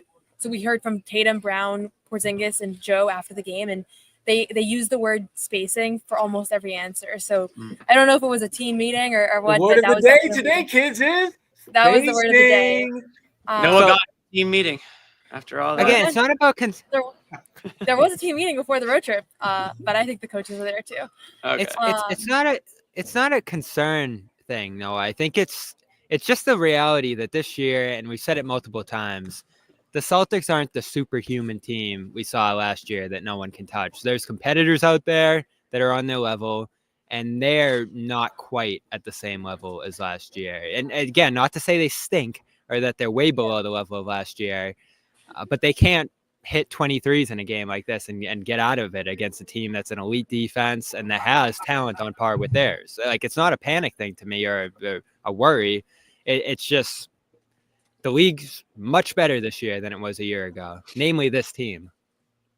Yeah, and Porzingis said post-game, this team is better than they were last year, and I think everybody knows that. That being said, I remember last year when you came here and lost, there was a lot of concern about how these teams, but SGA and particularly stopping him and everything. And I still feel like their margin of error against this team is not that small. Like they did a lot wrong today. I couldn't believe they were in the lead going into the fourth quarter. That's what it felt like. I feel like their offense was completely out of whack in the third. That was a disastrous half of basketball offensively. Like, that is as bad as they will ever look. And you have to imagine that they're going to walk away from this game and go back in the drawing board. And yes, that's true too. But I said players meeting. Yeah, it was a team meeting. No, when Porzingis, sorry, I shouldn't. I can't. I need to finish my. Yeah, that's my thought. On a separate note, after Houston, when Porzingis said team meeting, I almost my mouth dropped open. I almost jumped on the show from the post-game press conference. What was that? And then you weren't on that one. Oh, yeah, I was gonna be, and I heard team meeting. I said I can't be on the show after this. That caught my attention too. Was that the meeting Joe talked about before the Toronto game, where they had filmed the day before and they recollected, and then that was obviously the turnaround game there to some degree? Or was that actually right before the West Coast trip? Because that's what Porzingis said. I don't know. I should have followed up. What was the date and time? Yeah. And who exactly was there? Well, I was thinking about asking after the game today, but This Were there any certainly yelling? Jimmy wasn't. That's most important. Who was not there? Was there a coach Yeah. there, or was it players only? Yeah. Um, Were hurtful things said? Yeah. Yeah, no, Okay. and I don't think this is the kind of game, Jimmy, where you're like, oh, geez, they're back to where they were a week and a half ago when they were struggling. You knew this game was going to be really tough. They were underdogs in this game, and there's a building they struggled in. So I don't think it's concerning that they lost. Well, no, but you learned a lot it's- from this one. I mean, this is going to be a tough team to beat if it comes to it. it's not the fact that they lost. It's just, watching the game and seeing Capsized. seeing how they're losing, seeing the difference between the first half and the second half. And, one of the things we talked about on the show is I think the lack of adjustments or the lack of timeouts, whatever you want to call it. I mean, if you want to put a little bit, no, I hate to say it, but we have to play blame pie tonight. This is a game I know. I was prepared. where you couldn't possibly not play blame pie. And if you guys want, you know what, Jackson? Oh, my computer's dying. Why I thought- not? no, just kidding. Yeah, right. Jackson, hit me with the blame pie segment. Let's just cut to the chase right now because I want to.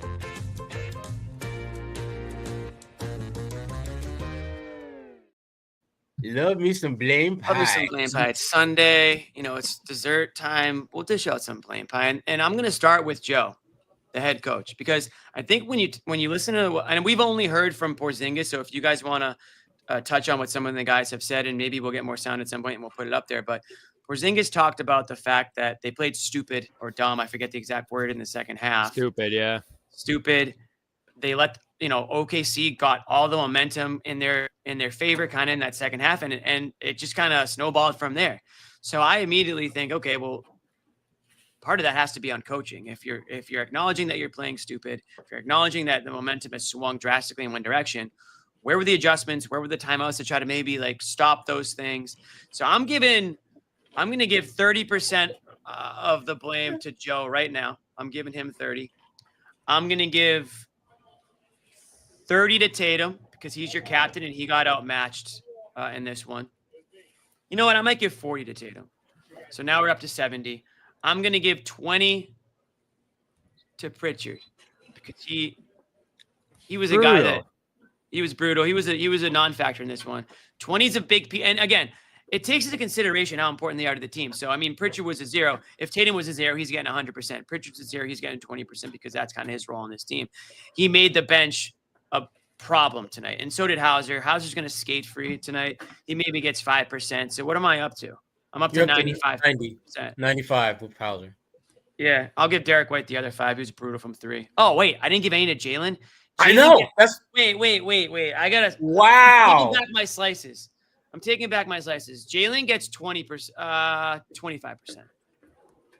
So how much does Tatum get? I might. No, Tatum still gets what I said he got. What did I give him? 40? Yeah, he gets 40. Okay, so that's 65. Shit. Okay, he gets 40. Brown gets 30. Mazzulla gets 30. That's it. I'm just giving out 3 pieces. The 3 big dogs. Wow. Pritchard You guys slides. can cut it up. Goes You 0 cut for it the up. night and doesn't get any blame by. Wow. Hey, Yeah, it's true. Damn. You know what, Jimmy? Math isn't my strong suit. I Jerod, think- you go. Do we want to hear from one of the people who probably should get a pretty sizable slice of the blame pie first? No, I want you to dish out yours first. All Let's right, get 2 okay. pies out there. All right, I got you. 30% for Joe, 20% for Tatum, 20% for Jaylen. That gives me to 70. Yep.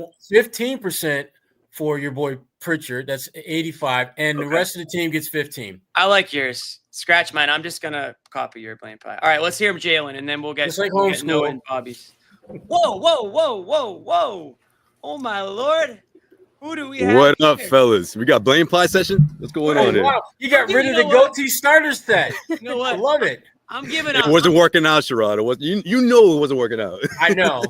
I'm changing up my blame pie. I'm giving 100% to Joe Sway for the negative vibe, the bad vibes that he gave the Celtics when You know they what? entered early today. Double Exactly. agents. Look at Joe Sway trolling. Look at Joe Sway trolling all his Celtics followers. Oh, Good they're night, so Cam. mad. Another 3 for Dort. Come on, man. That was a show. My lord. Good night, champs. Joe Have Sway. a great trip. on the last stop of the road trip, man. What a game. What a fourth quarter. I think I saw you at TD Garden like a week ago. Josue playing both I was on sides vacation. right now. What do you mean? You might not be allowed back. I was not working. I wasn't working though. was Come on, man. He was spying. That's what he was Josue doing. knew it Getting was some going to be a big Ah, game. some scouting. He got the fade. He came prepared. Oh, look at you. All right. I missed you guys. How you doing? We miss you, Josue. Welcome back to the show. I didn't get some of that blame pie, did I? No, you got 100% of mine. My blame pie was so effed up where I'm just giving it all to you.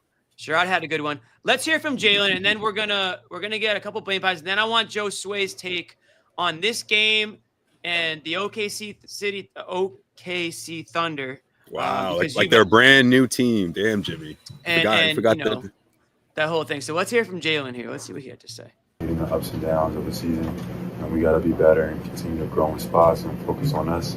But OKC's rolling right now. We had an opportunity to kind of come on the home floor and get a W. Thought in the first half we executed well. Second half, just not good enough. I think it's just a lack of poise. Seeing the game, seeing how the game is being called, seeing the adjustments and being able to adjust quicker. Like in the first half, we got to the line, we got free throws, we got what we want. In the second half, we didn't get to the line. They weren't calling those touch fouls. They upped the level of pressure, and the whistle wasn't on our side. So it's fine. We just got to be able to adjust faster. And if we do, we have to be able to get to our spacing. We got to be able to recognize that and then see where the plays need to be made.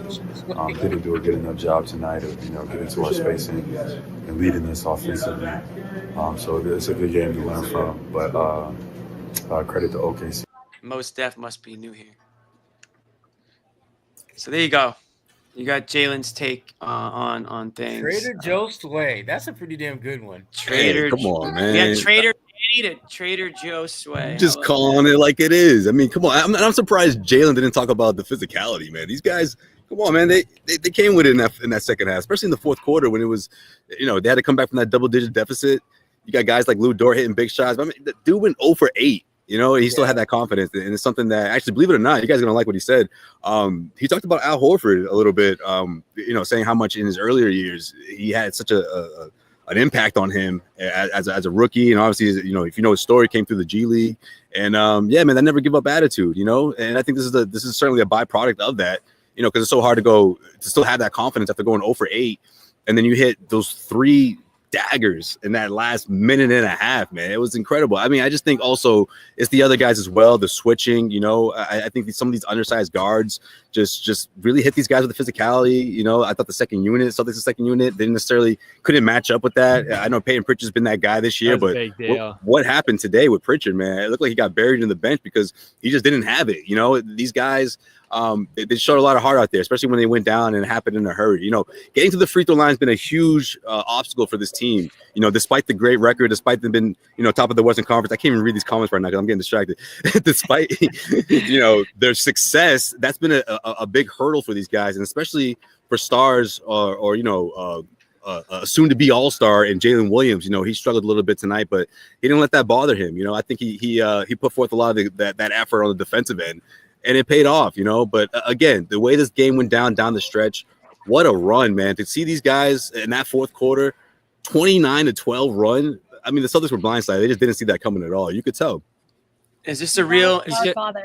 Is this the? Yeah, you do sound like a prop. Is this the real deal? OKC team, Josue. I mean, we don't see them the same way you do. They're not on a ton of nationally televised games. Obviously, the Celtics play them twice, and we kind of, watching it today, kind of feel like this OKC team is and Bobby's almost there. He's not gonna say it, but he wouldn't fault anybody for saying that OKC now appears to be the front runner here for a title. I wouldn't go that far, to be honest, Jimmy. To win the West, yes, I think this team is that good. But in the best of 7, I think it would definitely be. They might have home court Josue.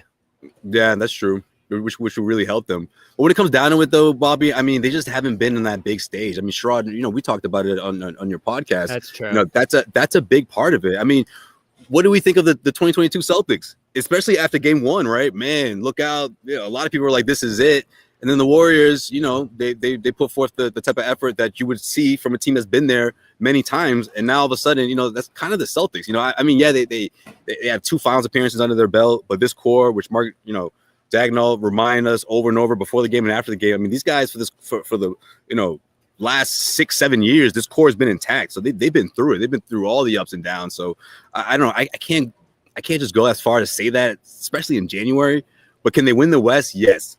Could we have just witnessed the NBA Finals preview? Absolutely. I think that's the case. It's crazy too on the West. What do you get if you're the 1 seed? Warriors, Thunder, as it stands right now. So yeah, I mean, there's no and they got one. Cleveland coming up next too. That's gonna be another great matchup for this Thunder team. So it doesn't get easier for these guys. I think they're doing a good job staying in the moment, staying present, especially you know their head coach. But you know we just spoke to SGA and Jaylen Williams, and they can't help it in thinking that, man, this is a big win, and they certainly had that mindset going into it. So it's a big you know, part of the season that I think they'll look back on and say, man, we got better tonight. That's the overall message. They're forceful. I mean, they blow you away with their speed, athleticism, physicality. And this game, Jimmy, almost went the same exact way the Knicks Thunder game went a couple of days ago. And some people online were pointing it out at halftime. Celtics are up 10, and they're like, the Knicks were up 10 and a half the other night too. And Thunder ended up outscoring the Celtics and Knicks by 30. Between those 2 fourth quarters that they played against them. And those are maybe the 2 of the other best 4 teams in the league up there with them. So, you know, we'll see how they fare against the Cavs, like Josue said there. But you got to keep an eye on this group, Josue, especially as they bring back Caruso and then eventually Holmgren. I mean, the fact that they're going to get better than this is really scary. I mean, the Celtics had their whole team tonight. Yeah, definitely, Bobby. I just think this is an example of this is the proof that this is the best defense in the NBA. Can we say that? Like, I think the way they came out in that fourth quarter, they've done this so many times. You know, we talked about it before the game, Bobby, you know, and Noah. A lot of the times it's been the second half. It's been the third quarter where they start to create that separation. And, you know, it's a little delayed this time around, but, you know, that's just the fight that these guys have. They just never give up. And you look at the way that fourth quarter played out, man, I just think it really did come down to the athleticism, the physicality, you know, just trying to match that. But I think Porzingis is a big part of this as well. I think, you know, well, obviously when Chet comes back, it'll be a bit of a different situation. But he does provide a lot of problems for these guys, especially with the switches and stuff. You know, I was afraid Jaylen and SGA were going to get into, you know, deeper foul trouble in that first half. They picked up 2 quick ones, and Porzingis had everything to do with that. So I can't wait to see what happens in March. I think we'll see a much different, you know, matchup between these two, given that maybe Chet Holmgren will be back in the mix, and you know, when that happens. But I don't think the Celtics are going to forget about this one, man. So I can't wait to see how that plays out in March. Josue, I mean, you were here for Boston's championship run, obviously. That was an unbelievable season, and we were there to cover it. Now you're in OKC. What are some similarities you see between the 2 teams? Not so much in playing style, but, like, do you see championship caliber, you know, mindset over there in OKC? I mean, the way that they play, off the court stuff. There's a lot that goes into it. And then my other question to you is right now, you have to pick one, Tatum or SGA. Who are you starting your team with? You've seen them both play in person more than probably most people in the world. Ooh, that's a good question, Joseph. To start a franchise? That's a great question. Right now. Start. Yeah. You want to win a championship this year. I probably have to go with Tatum, to be honest. But you know, in terms of MVP, it's SGA this season. You know, I just think with the overall experience, I'll lean toward Tatum, but it's super close. And in terms of the man, John's here. John doesn't like this. What's up, John? What's going on? I just wanted to see your face. I was looking at it. I just want to say hi. I'm a passenger here. You please go on. This is a show. He just went Tatum over SGA, and John said, "I'm not going to let that happen." That's it. I'm in. No, he put down the Patriot stuff. He's like, "Wait a minute, no." I mean, he better come with a better game next time. I'm in a firing blame pie sort of mood, so let's. His face is burning red. But to answer your first question, Jimmy, the similarities is the backcourt. I mean, these guys that, you know, just give you everything on both ends of the floor, you know, between obviously SGA, but there's also there's Lou Dort, AJ Mitchell, who's been tremendous. He was injured tonight, but he's been huge for these guys. Isaiah Joe, they're just giving you a little bit of everything, whether it's, you know, the hard defense whether it's 3-point shots, the way they're able to just adapt to any team, any situation. I see a lot of similarities with guys like Jrue Holiday, Derek White, Peyton Pritchard. So I see a lot of that in the sense of they're still young, but they just never give up. That relentless approach. It's certainly that it reminds me of Boston for sure. This is like John's Super Bowl. Like in the same hour, the Patriots blew the first overall pick, fired Mayo. Jaylen Brown had like the worst quarter of his life, and the Celtics blew a game to a team that they might see in the NBA Finals. And like somehow John's like still alive. I thought that his head would have just popped off in like glory. I've been through a lot today. But John, if the Patriots won today, if the Patriots lost today, does Mayo keep his job? Like, are the two connected? What do you think? No, right? That's what I'm thinking. We're gonna do a Patriots segment at the end. We have to. No, but we will. But I want to stay on this because I'm so interested because I missed a lot of the fourth quarter. I'm just looking at the box score and I saw the Celtics. 27 points in the second half. How much of it was like we always go back to this? Is how much of it was they got out? It was the first time. How much of it was the first didn't fall, or how much of it was that they just got No, they were scrambled. Remember back in like 2022. They played a near perfect first half. I thought it was so good, and their defense, and they were on point, and they were locked in, and the threes weren't falling, and they still had a 10-point lead. It was so impressive, and to see that shutdown was so surprising. I didn't like the way the offense was operating necessarily in the third quarter as much, but and then it just went complete. They looked discombobulated. It was the first time in a long time. Yeah, it's OKC. A lot of it. They're blowing up plays. They're running in transition. There was a crazy sequence where SGA had a chase down block on Tatum, and then Hartenstein dunked all over Derek White on the other side. Oh my God, that was hard to watch. They're fast. And John, we talked about it a million times. The Pacers are one thing. The Grizzlies are one thing. Like these teams that spread you out and they're fast and they got the quick guards going downhill. Like those can bother the Celtics, but they're ultimately probably going to be able to get by. But when you combine that with the big man Hartenstein, who's killing you on the boards and blocking you, and the top end talent, like where SGA can outplay Tatum maybe in every game, that's where it really gets scary because they match the talent level you have with the style that really bothers you. And I'm not going there yet, John, but I'm very close to saying this team might be the favorite. They're a monster. Well, look, both Cleveland and OKC are playing better basketball throughout the year than the Celtics. That's for sure. But when you saw them play together, again, Celtics kicked it up a notch. And again, they're winning the rebound battle and they're winning the points in the paint battle in the first half by sizable margins. So even though the threes weren't dropping, they were doing what it took to win. So I was feeling good, really, really good about it. I don't know how much of it was the threes just stopped falling and they got frustrated and they couldn't initiate their offense. Bobby, you said it earlier that the athleticism and the speed was too much. I think the Celtics weren't fully woken up. They stepped in a ring and got punched in the face quick, just in terms of the speed. I thought it was worse than I expected it to be. But then I thought they found their footing. I do say though, and this was concerning, I thought the second unit got eaten up by the athleticism to the point that they had to be put on the bench and not played at all. And it was very clear that all of those second unit guys were really, really struggling with how athletic OKC was, both in terms of staying in front of them and also trying to get any shots off or generate offense. Am I wrong? Did it continue on? Yeah, Wiggins went off. Yeah, go ahead, Noah. Wiggins was awesome. If there's a negative to draw from this game that I think is more, I guess, big picture, it is the bench and the bench's matchup. Like, I think Pritchard was, really struggled in this matchup, and I don't know. Did you say 4 minutes first half? I remember you turned to me and said that. Yeah, he played 4 minutes in the first. I was starting to think that I missed like an injury or something because that's really especially, the way he's been playing of late and coming off of Houston where he was, highly impactful. So this was a tough matchup for their bench. And I think those are the kinds of things that end up really mattering in a series. And I don't know that there has been a series so far, in the last playoff run where the bench was an issue. I think that they were okay. And even versus Indiana, a team that's a little bit deeper, like they held up fine. And I could see that being just the depth of this OKC team is something that I don't hear a lot of people talk about. I feel like people talk more about SGA and Jaylen Williams, and obviously those are the stars, but that might be what separates OKC from a lot of other teams to me, is just the fact that they're able to go 9-10 players deep, and there's while missing some players, which is crazy. Right.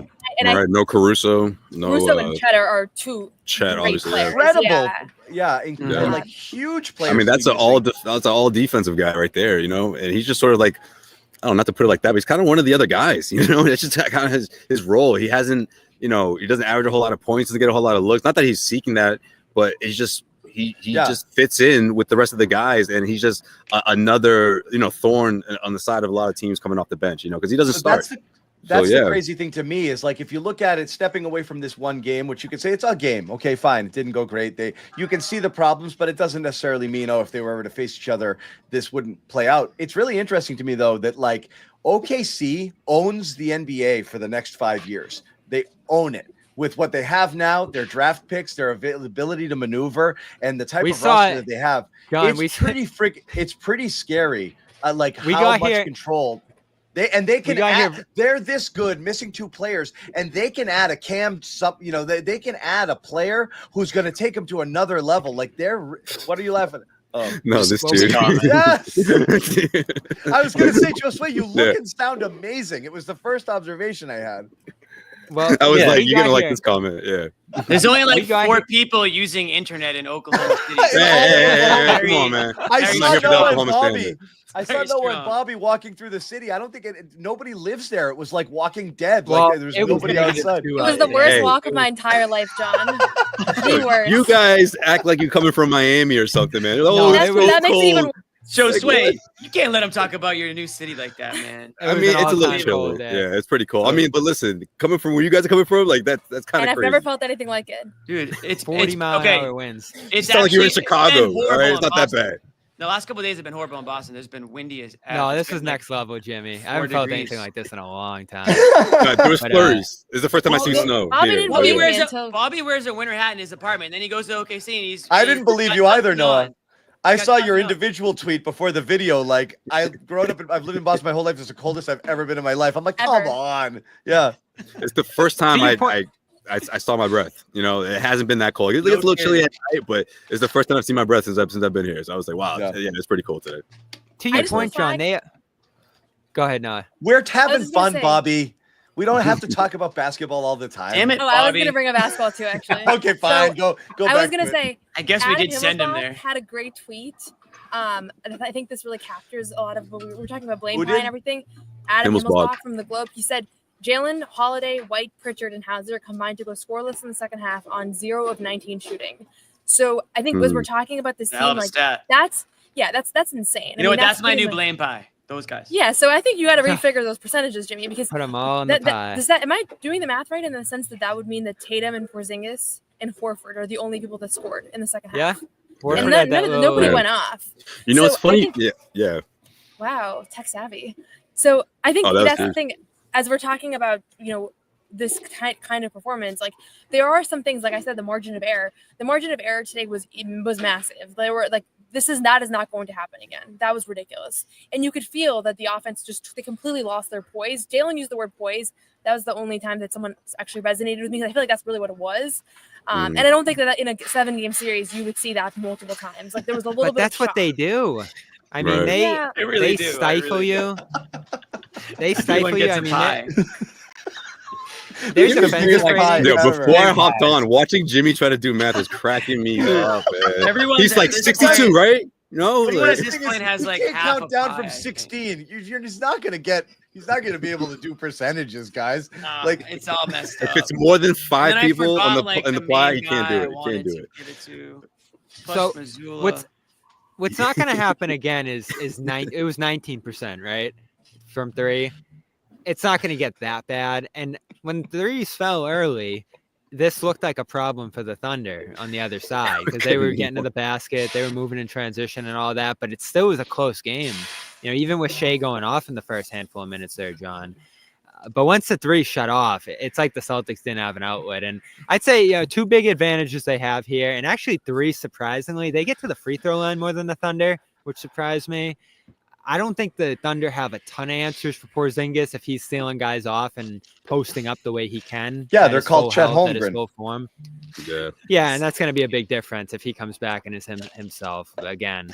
But the 3-point shooting is no contest if the Celtics can create the looks that they create. But the Thunder just were so sharp and cutting them off and forcing them to be that bad from 3. It's not going to be that bad again, Noah, to your point. But they just have a lot of answers. Like every game, John, we watch and we're like, oh, this team does this well and this team does that well. Could that bother you? And it's like, oh, nope, the Celtics killed them. The Thunder have answers for almost everything you do. Like they have, what's crazy too, Josue? They're like the Celtics. You got the MVP candidate in Shea, like Tatum. Right. You got the second guy, the running mate in Jaylen. They're both named Jaylen, of course, too. You got Chet to counter Porzingis at his height and doing all the same things. And then you bring in Caruso to do the holiday stuff. It's like, what? Yeah. They're the Celtics, but younger and more athletic. And there's upside to that group. And to your point, John, we got here 3 hours before the game, for all the future conversation and picks that are coming for that team. The guy they picked 12th here, draining every single three after he tore his ACL in May, Nikola Topic, who no one's even thinking about right now. And he might play next year and be one of the best point guards in the league for all we know. So it's silly. It almost, we've talked about all the like big picture stuff with the Celtics, the ownership and the payroll and all that stuff. But when you throw like what the Thunder might be about to do here too, it does add some urgency for you to get this done again this year. Because who knows what that team's going to look like and what you're going to look like next year. It's interesting, guys, because, we're talking about the Celtics bench and how much they struggled against this Thunder team. And believe it or not, there's been this strong rumor that these guys are trying to pursue Cam Johnson to sort of have that wing. That's what I was saying earlier. You mentioned that, John, right? Oh, you guys mentioned that? Yeah. And it's just a minute ago, like they could go use those picks to go get Cam Johnson, which has been talked about. Right. Again, and I feel like you're bringing in a 43% three-point shooter, or whatever it is. Right. Two-way player, right? And I feel like so much of that has to do with matching up with the Celtics. Having another guy to just defend the wing, another three-point threat, over 40% shooter and all that. But then you look at this bench compared to what we saw, tonight against the Celtics, and you're like, man, maybe like that's the kind of guy maybe the Celtics need. I don't know. I just feel like when you compare these two teams, the deeper team is OKC, even though the better players are on the Celtics, if that makes sense. You know what I mean? Like the starting five, 1 through 5, you give the edge to the Celtics. But when you look at this bench, overall, they have a lot of weapons that the Celtics might struggle to match up with in a hypothetical best-of-7 series when you look at the depth. I think the second unit would play a big part, especially when this team is healthy, looking way down the road if these two teams were ever to meet in the NBA Finals. The thing that's kind of, again, this is a prime example of it. It feels like the Celtics bench, they're talented, but they're one-dimensional. They all do one thing, which is shoot from the outside, whether it's Hauser, whether it's Pritchard, and really whether it's Horford. So when they come in, and it's easy to fall in love with it when the shots are falling. It's like, oh, the Celtics are so deep, 1 through 8, they can score more than anybody in the league. But when it comes to physicality or athleticism or size or the defensive side of the ball, that's where the weaknesses start to come into play. And tonight, it's one thing to say, I don't know. The good news for the Celtics is there's not that many teams in the NBA that can do what OKC does. The bad news is they might be the final boss. So at some point, you may end up having to play against the final boss, and that's when you need to be able to make those adjustments and have other. But to Josue's point, they've never been here on the big stage. Well, that's my question. Like, it's cool to do it. Right. I'm curious what everyone thinks of this. Is right now, like the vibes you get, okay, you feel bad. Celtics looked kind of outclassed even, to at least, for the second half of this game against a younger, more athletic opponent who right now appears to be playing better basketball. And if you had to kind of pick, a horse to bet on right now, you might say OKC. How much of your belief that the Celtics will be fine should they ever face off down the road in an NBA Finals matchup is based on what you actually think about the team, and how much of it is based on, OKC might still be a year away. Maybe they're not there yet. Because I do feel like when I'm seeing in the chat and the comments and this and that is people don't believe Cleveland's all the way ready for prime time or OKC's all the way, despite the fact that they're playing great. And we've seen teams amass ridiculous records, become number 1 seeds and fizzle out because the playoffs are a different animal. And the Celtics are, we talked about it last show, amazingly the most experienced team right now in terms of the playoffs outside of the Warriors in the entire NBA. They have a legit playoff pedigree, having been to the finals twice in the last 3 years and costing a lot of conference finals. Everyone's got something under their belts where OKC does not. How much of it are you still kind of banking on hoping their inexperience is what keeps them away versus like, crap, they're good. Like they're better. And we've got a problem here. You can't bank on that. I'll let somebody else answer that question. Noah? I don't think you definitely can't bank on it. And every team's going to have a breakthrough season. That being said, I mean, I wasn't on the show last year, but how much time did we devote to talking about Denver last season and worrying about Denver? And then Denver didn't even make the conference finals. And so I think there is something to be said when there's a really good team in the Western Conference. I don't know. I think you just whenever you want to name a finals preview in today's NBA, these last 7 years, it's really, really hard to predict what the NBA finals is going to look like. And nobody had Dallas last season. And so as much as I would say this is a really bad matchup for Boston, if there is one, like being here, seeing this physicality, seeing the athleticism, the depth, they're an awesome team to watch. Like it looked like they really had the Celtics number in this game. And yet I would probably guess they're not going to make the finals just because there's a lot of really good teams, more experienced players, like you said. Yeah, and so you guess they're not going to make the finals? Probably not. I mean, I would pick the field over. Well, like Noah said last time, the odds are the Celtics might be the favorite. She said it last time, but the odds are against the Celtics winning because there's still probably only 30% chance of them. You still got to pick a team. Though. It's just hard for me to fixate on any one of these teams. No, but she's right. In the West. Like, if this is an Eastern Conference team, you're probably going to have to face them. That's like, it just is so different. Right. It doesn't make sense and to worry about. And that's why I never worry about Western Conference teams when it's we won't beat them. Because Denver was it's starting to get different, though, John. There were naysayers, but last year, Bobby, there were naysayers who were like, Celtics are great and the record looks good, but the East sucks. And if they run into Denver in the finals, they're screwed. That was a prevailing sentiment. They were saying that until that's how I felt. Second Denver among a lot of people. And you were saying it too. And so that you might have those vibes with OKC this year. And I agree with Noah is nothing is assured when it's in the other conference. They got to worry about themselves. Denver ran into a weird matchup with Minnesota. I think they roll Dallas and then they come in and play the Celtics, and who knows how that goes. So you're right. A lot of it is matchup based, but when it's over there, they got a whole bunch of other shit they got to do before they get there. So I'm not super concerned. I'd be looking, if you're a Celtics fan, more at Cleveland, Sixers up and coming. If they, and whoever gets Jimmy Butler, if they're going to kind of, enter the the chat too. So you got to get through that, but I think it's again to be a little bit different with Thunder because of the stuff they're going to get back here, because of what they've added. The Hartenstein angle is a big reason they lost last year. They didn't have a guy like that. Dallas just they got beat up inside. I still think Dallas would be a tough matchup for them. I still think Dallas is the kind of team that can go out and beat anybody for the most part over 7 games just because of what they have in the backcourt. But the Celtics cannot improve. Here. The Celtics are one of the contenders who. So I want to get to that. Yeah. It feels like they have. And we already talked about at least mildly. They have to do. You have to diagnose that something. You have to be really bold here. You have to diagnose that there's an issue, and you have to remove a core member of this team to improve. And I don't think that's going to happen this year. So I don't think they can improve, Bobby. No, it might be the Walker thing. Which have we to trade. About. It might be. Somebody might be bringing back Brissett if you don't feel like Walsh is ready for that. Like it's not. I'm not saying someone. I know they can't make something massive. O'Shea's into the chat. Did you just say? Did you just? You would have liked to have had O'Shea out here. You would have liked to have had O'Shea out here in this game. I just think the biggest O'Shea would have liked it. Make though is not a roster thing. Like this team hasn't hit their stride yet this season. I agree. No, I'm out. It's an 82-game season, right? And sometimes the teams that peak too early. Fine, maybe they'll go out and get Kevin Durant. Oh, Bobby's all get something big, but they need some guy who can play. Noah, please finish your thought. Do they make a trade? I don't know. Maybe you strengthen this bench I just don't a think little bit. they'll probably They're make some small trade that's marginal and has no impact on their matchup against OKC in the finals. In reality, I would agree. Every improvement is going to come from the players in there getting better, playing more together, hitting their stride. We haven't seen full KP. Jaylen Brown's been in and out of the lineup with a couple of different situations. What are we going to do, John? If someone's hurt or banged up in the finals, just throw our hands up and say, "Oh, they were." Yes, that's exactly what you do. That happens to teams all the time. They're probably not going to win. Like Bobby, it's not like you don't trade away core players because you're banged up and you got to win this year. This is the team you've got. You're not going to dismantle it long term. No, but they need to have maybe.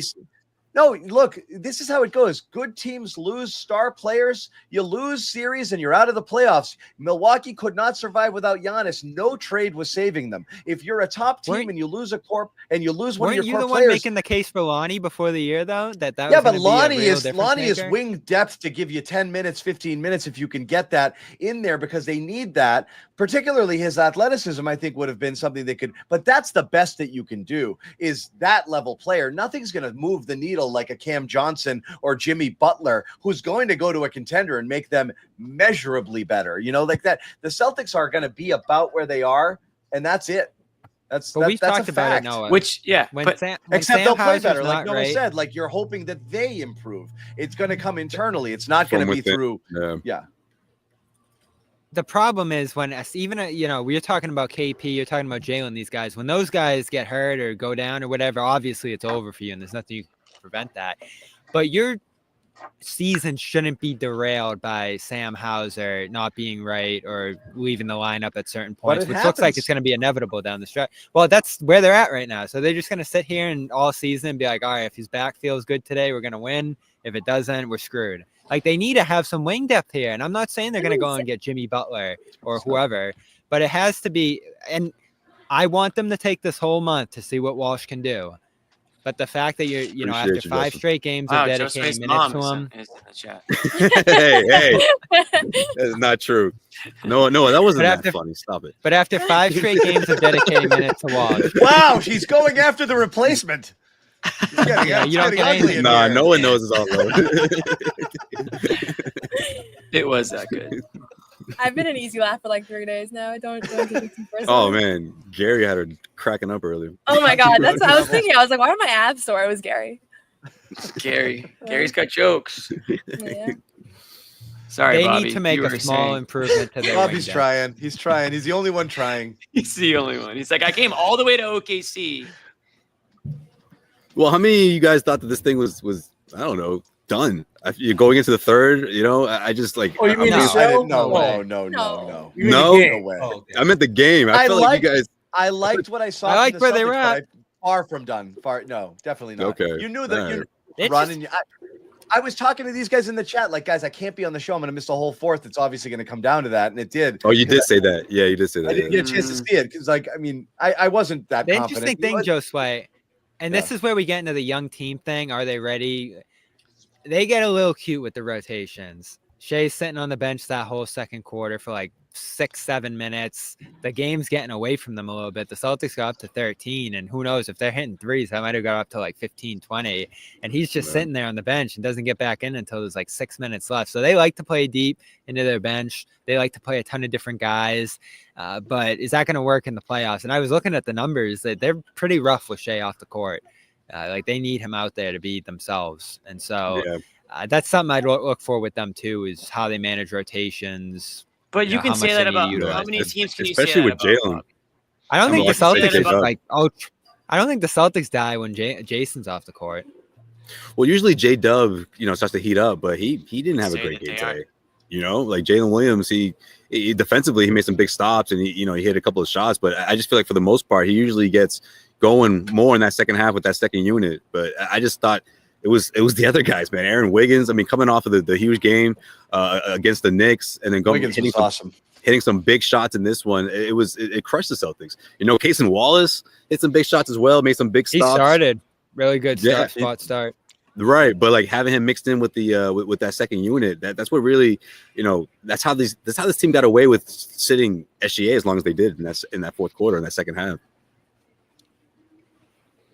Facts, my dog. Yeah, there it is. We got one. First one. You got him. Oh man, it's good to be back. Take that, Joe Sway. Full squad here too. I'm loving this. Take that, Joe Sway. I don't know. I was impressed by what OKC. A fun game, really though. I mean, you were on the edge of your seat watching this one, and I know everyone's watching football. Out there it was high level going on, but this was like thrilling to watch. Because again, John, you finally played a team where you're like, wow, they're on your. This is a real test. How many games have we watched? It's like 50 in a row where we're like, who cares if this team played the Celtics 7 times? That's why I loved the first half. Because it was serious Celtics, it was like, and it was all the starters too, John. It was like, okay, they're rolling out the big, like they had this in their, like, people were getting breaks and days off and they're getting work done because this was a game it felt like they had circled. We want to be at our best for this team because this is like a litmus test type game. And again, I mean, it depends on which half you want to watch to determine your how confident you are that the Celtics team can roll with OKC. But when you talk about OKC and them being down a couple of key guys, I look at them as a deeper team. Again, I go back to the Celtics bench, just not having an all-round. That was a real takeaway from this one. That was my takeaway. I can't believe I didn't expect it to happen. Not like that, really. I mean, but do you think that's a real concern, Noah? The Pritchard? The bench. Yeah, and the bench in general. Pritchard. I guess, obviously Pritchard being, the head of the snake there. Yeah, the one thing I'll say, I feel like when Pritchard has a bad game, or like like today he never got going or anything, it can be easy to be like this, he just can't play against this team. But sometimes it's about, like, I thought if you didn't know better, you could have watched Porzingis versus the Rockets last game in that first quarter and say he can't play against the Rockets, right? And obviously Pritchard is in a different place in his career that you're not sure, he's not proven in the playoffs, but there's adjustments that can be made, and there's a level of confidence and rhythm that he just never fell into in this one. So I don't know that in a 7-game series he wouldn't be a factor. He wouldn't be able to kind of do the things that he's been doing for Boston this season. But it definitely raised alarm bells of like, he didn't look like he could get to his spots. Like he just looked out, just their size, their length, their quickness. Like it definitely made him. I just don't think we should. I feel like sometimes we watch him struggle against a particular team and it's like, okay, that's a matchup that he can't play against. And I don't know that that's how we would evaluate anybody else. But what I'll say, Noah, though, the difference is that we could have said that about old Peyton Pritchard, which is okay, matchup specific in the same way that you might talk about, oh, this is a Luke Cornett game or this is an Emus Queta game. But right. Pritchard had appeared, we had thought, or at least we're talking about Pritchard as someone who's taken a leap into a new stratosphere where there's no matchups. He can take on physical challenges. 20 he can do points, these things. yeah. But that's what I'm agreeing with you. Yeah. So that is okay. Sorry, I thought you were saying like you can write it off because it's a one-off. No. I'm saying that like we run it off. Like it's a massive problem if this year's Pritchard is just not playable versus certain. That was my. He's been so huge. How often do you two disagree? And I said that a few games ago. John and I. That's not a lot today. Not a lot today. No, not today, but in general. Like, I don't know. Would you say we disagree a lot, John? Because Noah's super positive. John is usually right. John's pretty positive, actually. I'm not. I hear the John's evolve. Turned green. Yeah. John, you have green goggles now? What? No, I ask tough questions. That's it. I'll hold. I want to know, like, I won't give passes on certain things, but I'm not like gloom and doom about this. The Pritchard thing we did talk about, like, that would be like we looked at his regular season and playoff splits last year. He was cast aside. He was marginalized. He was like, he had more minutes and more points per game. And granted, that's going to happen in regular season and rotation shortened. He was a bit of an afterthought. He was a gimmick. He was half court heave guy. Like he wasn't playing integral roles in all of these games. And now you're used to a world in which Peyton Pritchard is required to come in and provide a spark for you. And if that spark is taken away, you've lost something that's part of your current identity. And what makes them as good as they've been is Pritchard being able to come in here and be instant offense and being matchup proof. And like Noah said, if that's not the case and there's certain teams he can't play against, that's bad. Like you saw what happened in Indiana. Some guys couldn't keep up with those guys, and it changed up how they had to kind of play that series. It was challenging. So just to be clear, John, I'm not saying that I think he can't play in this matchup. I'm saying that it's easy to say Pritchard can't play versus Milwaukee because he had 3 points and really didn't get going in his 10 minutes. I don't know that I saw enough today to say I don't think Pritchard can play versus the Thunder in a 7-game series. Like right. He certainly didn't look right. He has to play. But he has to. It's not a yeah. question of if. Right. I think they have struggled. to figure out a or way. he can't. I don't know that he. Right. I think in a series he was struggled in a big way, and Caruso didn't even play. Like I just think that would be sort of like his main assignment. And then you have other guys that will stay in front of him with the lack of athleticism. Like if that 3-point shot's not falling, what is he really giving you in that type of series against the Thunder? And then you look at the way SGA. I mean, he can really go off. He had 33 in this one, but I wonder in the best 7 series, like who's going to be able to stay in front of him. I mean, Drew Holiday himself even said he's not a big fan of someone like SGA, shifty guards like that because he struggles to stay in front of him. He's not getting any younger. Yeah. And you wonder who's going to be that guy to sort of say, okay, we're going to put the clamps on SGA in the fourth quarter. I just don't see anyone that can really do that, to be honest. Well, to Jimmy's point, he has to play. I don't totally agree with limiting his minutes, especially in that first half. In this one, just let him ride. And then Hauser, it's the same deal. Like you need Hauser to be who he was last year, close to it. to get where you want to go. And that's one of the things we've talked about this year is whether that bench will be as reliable as it proved last year. And, Hauser's woken up in a couple games recently and looked good, and Pritchard's given you steady productivity all year. So I'm not hitting the panic button on those guys. And I actually did think Luke gave you some good minutes in double big in this game, or in the first half. So it wasn't a great game for the bench, but that unit overall has been pretty solid all year. And Pritchard's been outstanding. So, it's a worthy question, John. Is he 19, 20 minutes or 19, 20 points like he has been for a lot of this year? Or is it going to come and go like it has in the past come playoff time? We'll keep asking that question, but I think we've seen enough for him to There's have no one who, confidence in him. like when you have it's a Cornet series, it's a Queta series, and you have Horford and Porzingis healthy, you can alternate. You can play one more than the other and live with it. You can't simulate what Pritchard's been giving you. And honestly, you can't needed with Hauser, that stuff in this game, which is a concern because he's all the wing depth you have. Yeah, but Hauser is more of a product of everybody else out there. Hauser's not going to go into the game at that position to spell the wings and to give you some competent defense and a little bit of shooting. He's the only one who can do it. There's no the value. There's nobody else, right? The value over replacement is huge on these guys. You can't go from Pritchard to Springer because he fits the matchup better, and you can't go from Hauser to anyone. So, there's no alternative. They have to be effective for you. No. Right. So it's definitely something to think about. It's something to be a little worried about. Noah's brought this up. I'd be surprised if they don't. Somebody. What happened? Hey. Brockton Wi-Fi lives. Wait, what? Oh, no. What are you guys talking about? You're back now, but we lost. No. What? Has it been 2 hours? 2 hours. That's what it is. And you guys share. No, did you just share? Oh my gosh. Do you have a card? You only have 2 hours of Wi-Fi on it? Yeah. There it is. I'm like, that wasn't a great take. Why are you guys clapping? 5 minutes this way. We'll never know what the take was, Josue. Yeah. God damn it. There's too many people in here. I got to go. I'm out. Floating in space. Brockton, Oklahoma. There it is. That's so good. Noah, what were you gonna say there before that happened? She forgot. It was a rattling moment. I was gonna say, I think the bigger story though. Oh, now the whole place was shut down, dude. Yeah, I think a bigger reason why they lost this game though was Drew Holiday having 2 points and Jaylen completely losing poise and kind of not looking like.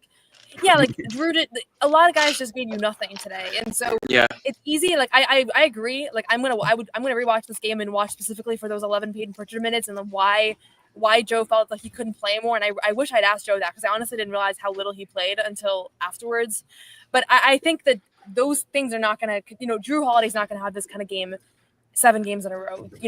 Jaylen Brown, that second half was as bad as we've seen him play in a very long time. And so I don't know that the takeaway here is necessarily they lost because of the bench. The bench is what we can run with, but I think they win this game if their top 6 have normal games. And again, this is why I hate the blame high. Good minutes or stretches. But this is why I hate the blame high because I don't think you can put it on one person. It's as a team, they were cut it up. Cut up 15 slices. That's why you get slices. How many slices do you want? Jimmy, what's the percentage of that? 15. What's that? 163% right now. For every player and 10%. No, give me the percentages right now. 15. Oh my God, I've never seen someone bail out of a blame pie 10% like that. 10% every player. This is what's wrong with kids today, John. Oh, Jimmy.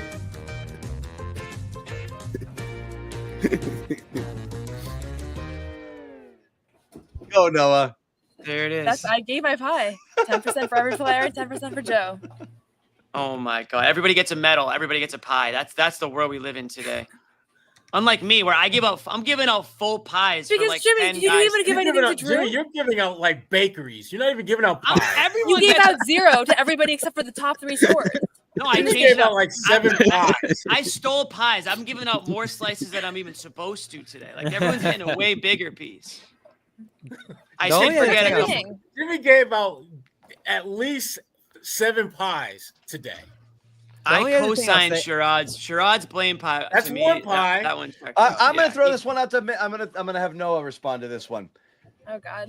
Better not be critical. Oh, Noah, what do you think of that? I'm going to ask he's half Noah, kidding. is there He had 40. He had 40 is now. there help? Is there help to come in Maine after these guys get their sea legs a little bit longer? I don't think anybody that's in Maine right now is going to be in the playoff rotation. Sorry, Maine. Jeez. If they were, they'd probably be here for this West Coast road trip.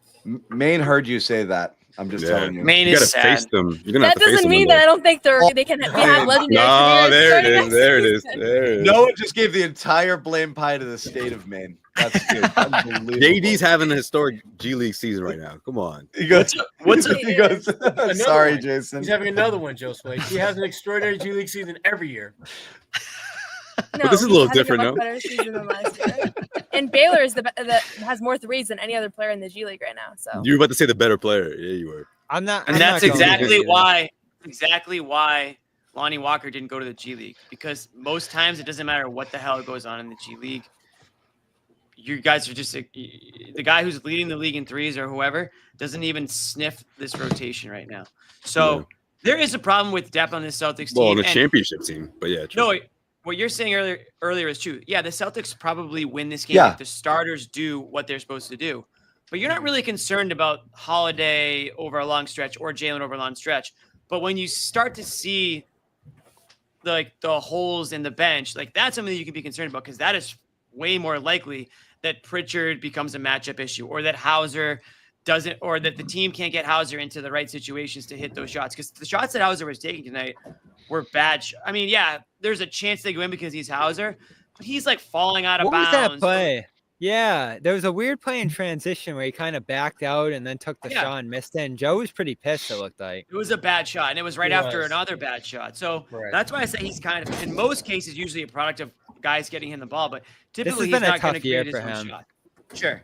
But that's the concern, is that these guys aren't going to be able to hang, if you will, with some of these teams that can just eliminate them, whether it's through physicality or just defense or whatever it may be. Guys like Holiday and Brown, sure, you know, they got outmatched tonight in that second half, and yeah, you don't expect whatever that Himmelsbach tweet was. That's a bizarre thing that occurred. But the stuff on the bench, that just a game like tonight makes you realize it's kind of like a reality check. Like, there are Good people teams out there that expose think- your flaws Yeah, there more. are That's people it. out there that thought the Celtics were the deepest team in the league. Now it's like, well, hold on one second.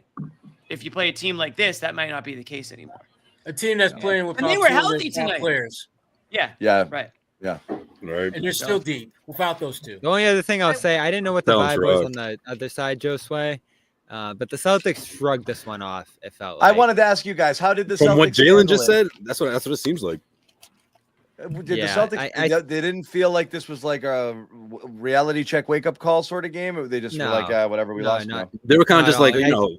Oh yeah, go ahead. I was pretty pointed with Tatum a couple of times. I'm like, you know, this game, like, is this, you know, one you guys felt like you need to get given what they're doing? And he's just like, oh, you know, all the games are gonna be tough on this trip, and you know, this defense, you know, we've seen tough defenses. So I feel like across the board, and that's what they do, right? They don't hype it up, they don't go too crazy. I feel like Joe didn't love it, but he didn't go too far either. I don't know, were they celebrating on the other side, Joe Sway? Not quite. Especially, you know, with head coach Mark Dagnall. I just felt like it was more of a SGA type of not celebration, but just sort of saying like, man, this Those guys is a were big fired up. Yeah, this is a big win. I mean, they talked about it, you know, heading into it, and the way things went down the stretch, everyone talking about Lou Dort and just that kind of confidence he's had in himself for years, and it's just now starting to show in a bigger way on the big stage, so to speak, in this type of matchup. But yeah, I mean, they couldn't help it because you're knocking out the champs, and it's like what SGA said going into this. I mean, that's a team that won in the Celtics, and they want to be that team, you know. So obviously, you know, to knock them off the way they did, I feel like, especially trailing by double figures, and to come back in the fourth quarter and you know, have it be a team effort where everyone sort of had a part. It's big, you know. I just think it is significant, no matter how much, you know, their head coach wants to kind of downplay it as one of 82, as he kept reminding us. All right. I mean, we've gone almost 2 hours on this one, guys. I don't know what else there's to say. I don't want it to end because Noah's going to keep the I have ball one rolling. more thing. Are we feeling better about the defense? Because that was the big concern, and I think these have been a couple good defensive efforts. And this game tonight, No, thought I their love where the looked- defense is at right now. Yeah. Like they're zoning it Good up. there. They're going to stuff. I liked a lot. Game, First half was awesome. Yeah, I'm still in awe of what they did in Minnesota. And obviously they completely clamped down the Rockets last game. So, yeah, no one talking about defense after this one. I don't think defense was an issue. But, man, Shea is hard to guard. And maybe that was it, Noah. We both looked at that play where he got right up into Pritchard and forced him, to foul him. And maybe they felt like Shea was going to do that over and over and over again.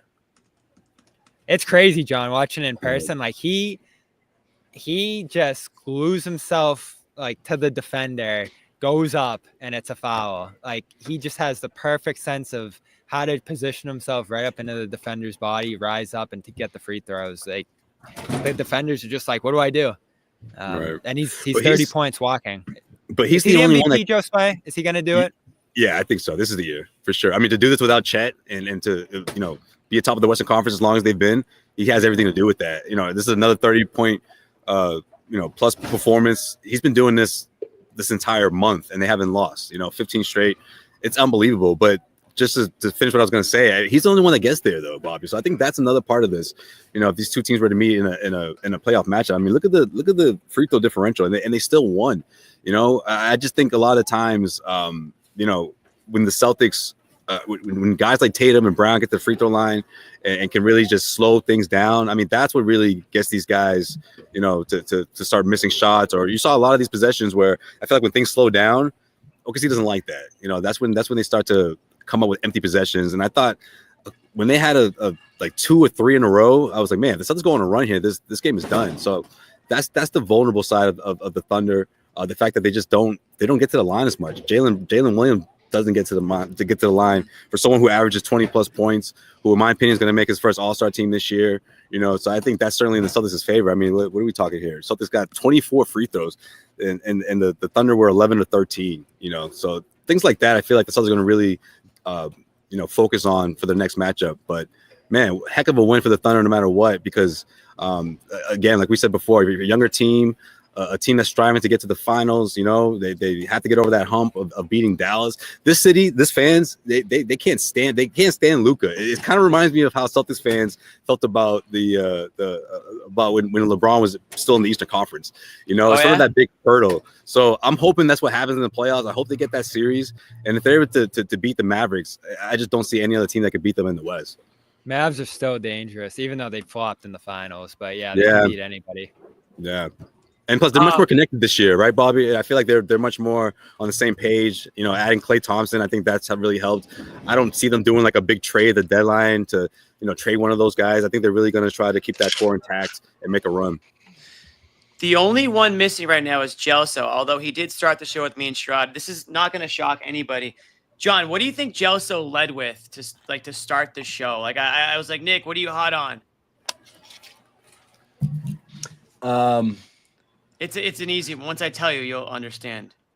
LeBron, Rich Paul, Stern, close, officiating, Adam Silver. I was going to say one big play, one foul. NBA ratings. It tied into the ratings because he said, this is a game where everyone wants to watch it, and they tune in and they see the poor officiating in this one. And I was like, Nick, I can't do 10 minutes on officiating to start the show. Here he is still tuning in. But you guys were there. Was the officiating? I mean, there was a couple questionable calls or non-calls. I would say in both directions, but I can't imagine that's had any effect on either. I mean, it shouldn't have had any effect on either team. Did you see the Celtics getting a little bit too concerned with some of the non-calls in the fourth there, or is it just another game? No. Jaylen looked frustrated. I think Jaylen had a couple of drives in the fourth where he was, maybe slow to get up, kind of turning to the officials. And I don't think the officials were unfair, but they certainly let both teams get away with a lot of physicality. And in this game, that benefited OKC more because they were more physical. They are. I don't think that's that. And I don't like going there because I think the alley-oop to Hartenstein threw me off. I think that was worth a review. There was some weird call. I mean, yeah, I just thought that when they stopped and reviewed certain plays, it was kind of unnecessary. But yeah, I think a lot of times it just came down to transition defense, and the Celtics just were, a step behind. When does Boston? What's up, Bobby? March. They play next I was March. gonna say, when is Boston play in March? Okay. Yeah, man, I can't wait. Josue will be there. That'll be back. We're gonna start a GoFundMe, get Josue back to Boston. We'll fire that up. Send me home, right? Send him on a flight. Josue, I got one last question for you. What's up, Jimmy? better fans, Celtics fans or Thunder? The Thunder fans sounded pretty loud and proud, at least on the broadcast, and you guys were there for it. Porzingis even mentioned it. The fans were into it pretty heavily in that fourth quarter there. I mean, there's a couple of good fan bases here. I mean, define better. I don't know. You tell me. More passionate, I guess. I mean, I guess passionate, louder, engaged. I feel like you got to give an effect on the game. I guess you got to give it to the Celtics fans because they've seen much more success. But these guys are really passionate, man. I mean, you think about Oklahoma City. This is the only pro team they have. I mean, you got college football. You got obviously the rivalries between the at the collegiate level in basketball and football. But there's no pro teams. There's no professional football team. There's no professional baseball team. So this is all they got. So when the fans come out, they show out for sure. And I think a lot of the times when you look at the way that the Celtics fans travel, there was, what would you guys say, Noah and Bobby? There was pockets of Celtics fans around here, but nothing like there was saw a in contingent. Houston. You couldn't hear. Yeah, Houston was crazy. Never mind Orlando. It was insane. Like, you got a "Let's Go Celtics" chant. I don't think that would ever happen here. So I think we look at it that way. They kind of separate themselves compared to other cities where the Celtics fans travel. They'll travel here, but they're not drowning out these fans, man. They're diehards. This place was sold out. Good it was answer, crazy. Joseph. I guess you can come back on the show again with that answer. I'm invited. I appreciate you. Yeah, Jimmy. it's a cop out answer, but you're trying to set me up. You trying to set me up, Jimmy? God damn it. Yes. Yes. We're gonna transition to Pat's Mayo Minute. We're gonna do a Mayo Minute, but before we do, Mayo Minute, Bobby, Noah, Joseph, and even Jerod, if you guys are not interested in talking Patriots, which I wouldn't blame this is your opportunity. Jerod's an Eagles fan, man. If he's just enjoying all of this situation with the Patriots. This entire thing. I am. The rest of the NFL is. He didn't want to see them get the first pick overall. He doesn't want that. Yeah. The rest of the NFL is not crying for the Patriots. We can say that. But we want to thank Noah, Bobby, and Joe Sway for jumping on from OKC. You can listen or you can contribute to this if you want. If you want to peace out, you totally can. I just say real quick.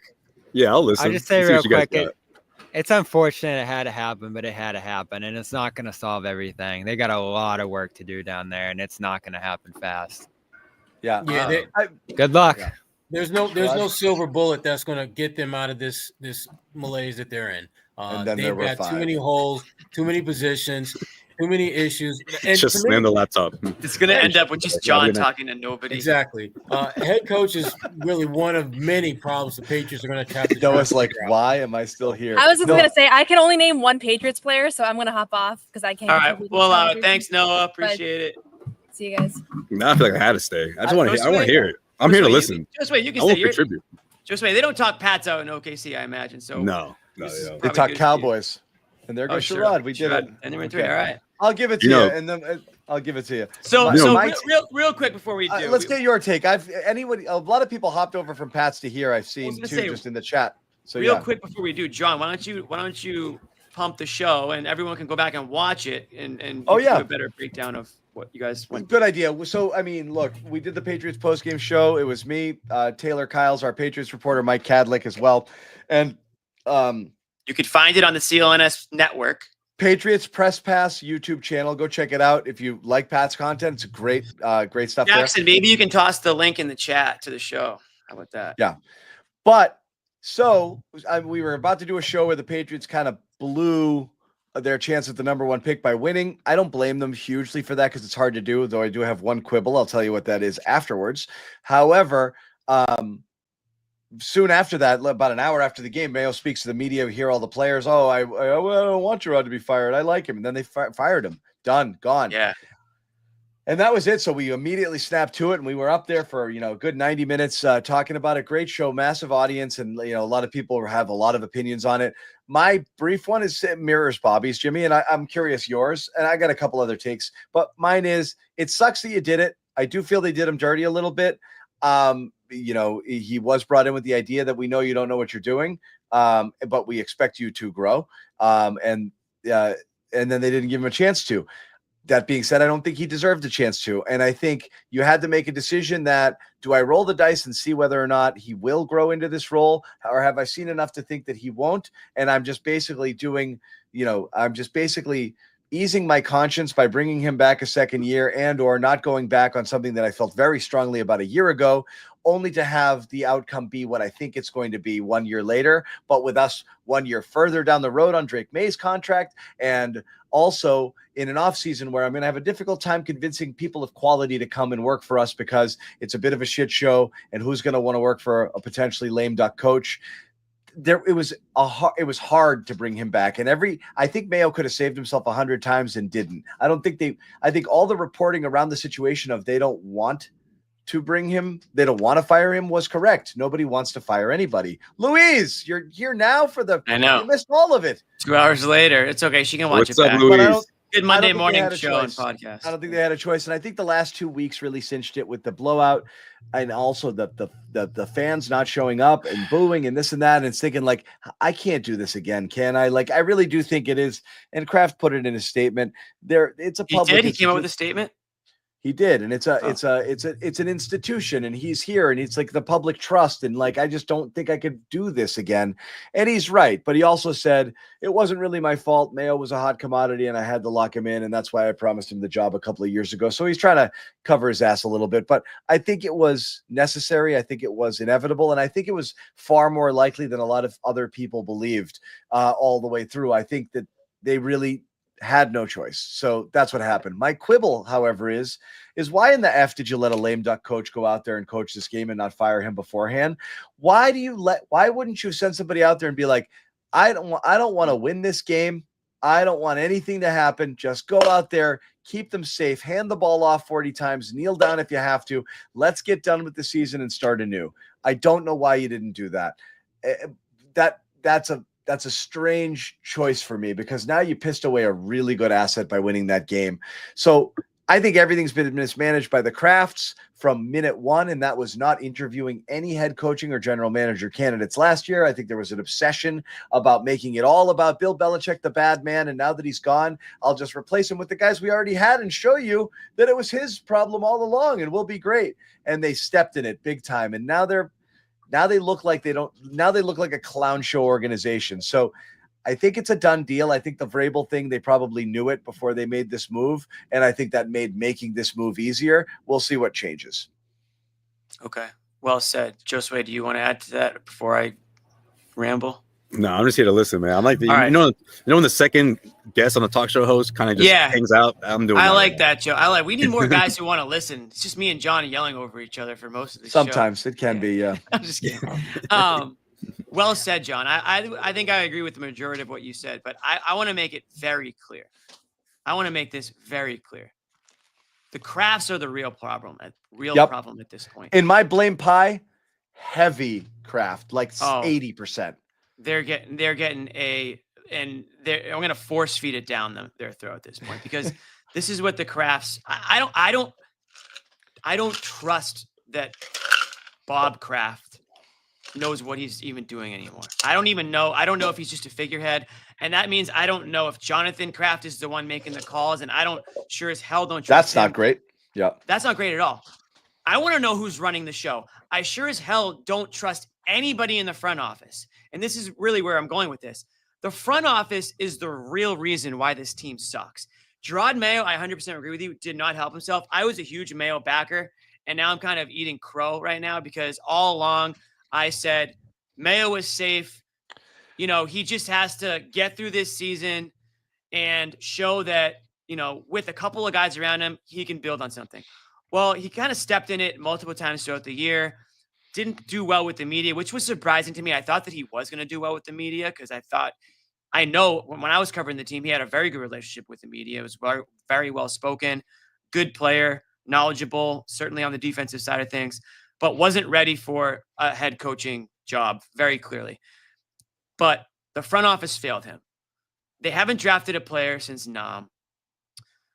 And that was the case. Other than May falling into Wolf's lap, this most recent draft was a complete whiff.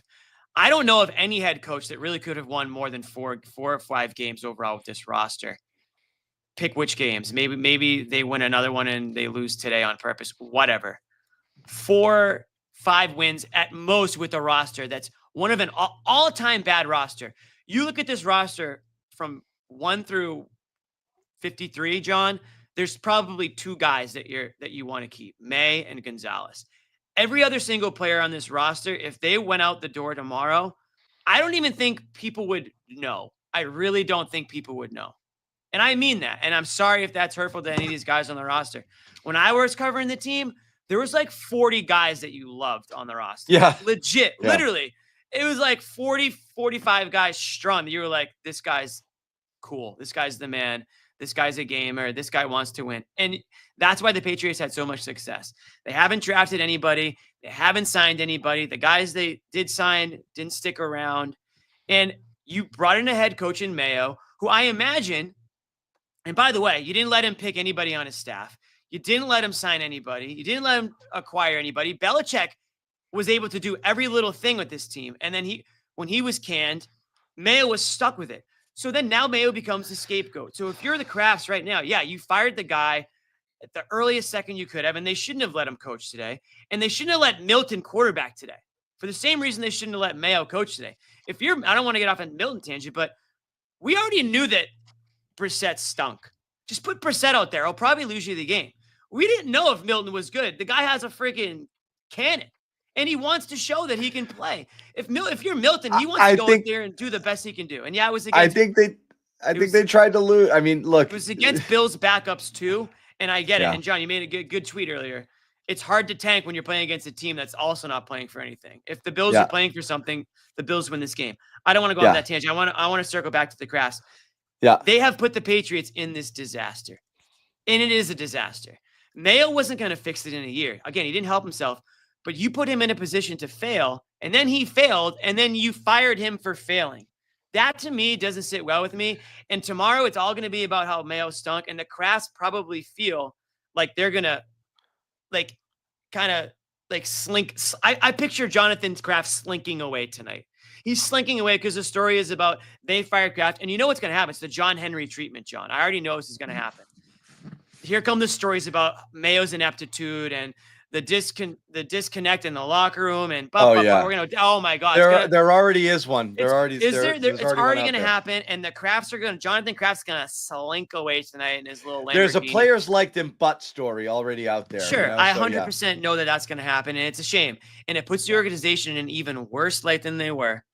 And I hate to tell you, whether it's the first overall pick or the fourth, what pick do they have now? 4. It would have been nice to have first, John. I get it. I understand why first is the best. It's just the asset. Sure, it's the asset, but they are so far away from one guy, from the first overall pick or the fourth overall pick. If this was a better draft, I'd be a lot more upset about it. And again, I'm not trying to sugarcoat it. It stinks that they won today. It's because it's not a good draft that falling out of 1 is bad. That's actually my take. Is that your take? To me, it was that they weren't going to get a Godfather. The caliber of player between 4 and 10 is probably similar. It's you're preying on the desperation of teams that need a quarterback and will overpay for it. That's why 1 or 2 is really important. You have to find a team that's going to overpay for it. The Sanders hate is already starting. I feel like his stock is going to plummet. And then you just need one team. You really just need one team. It only takes one team. You need one team to fall in love with Cam Ward, I guess. And yeah, that's why it stinks the Pats lost it. But the point is, John, this front office hasn't been. Josue missed us so much. He doesn't want to go. He doesn't want to leave. He doesn't want to go. He's just like, but he's also like, yeah, I remember how annoying these two guys were. Well, no, I figured it wouldn't be a minute, but it's a little longer than I expected. Yeah, but go on. sorry. But Josue, this is 18 weeks of pent up emotion and frustration. True. And I got to I'm not on the Pats show. This is my Pats minute. And I'm also not covering the team. I've said plenty. Yeah, I'm not covering the team, so I don't even claim to be remotely definitely close. Not a minute. Yeah.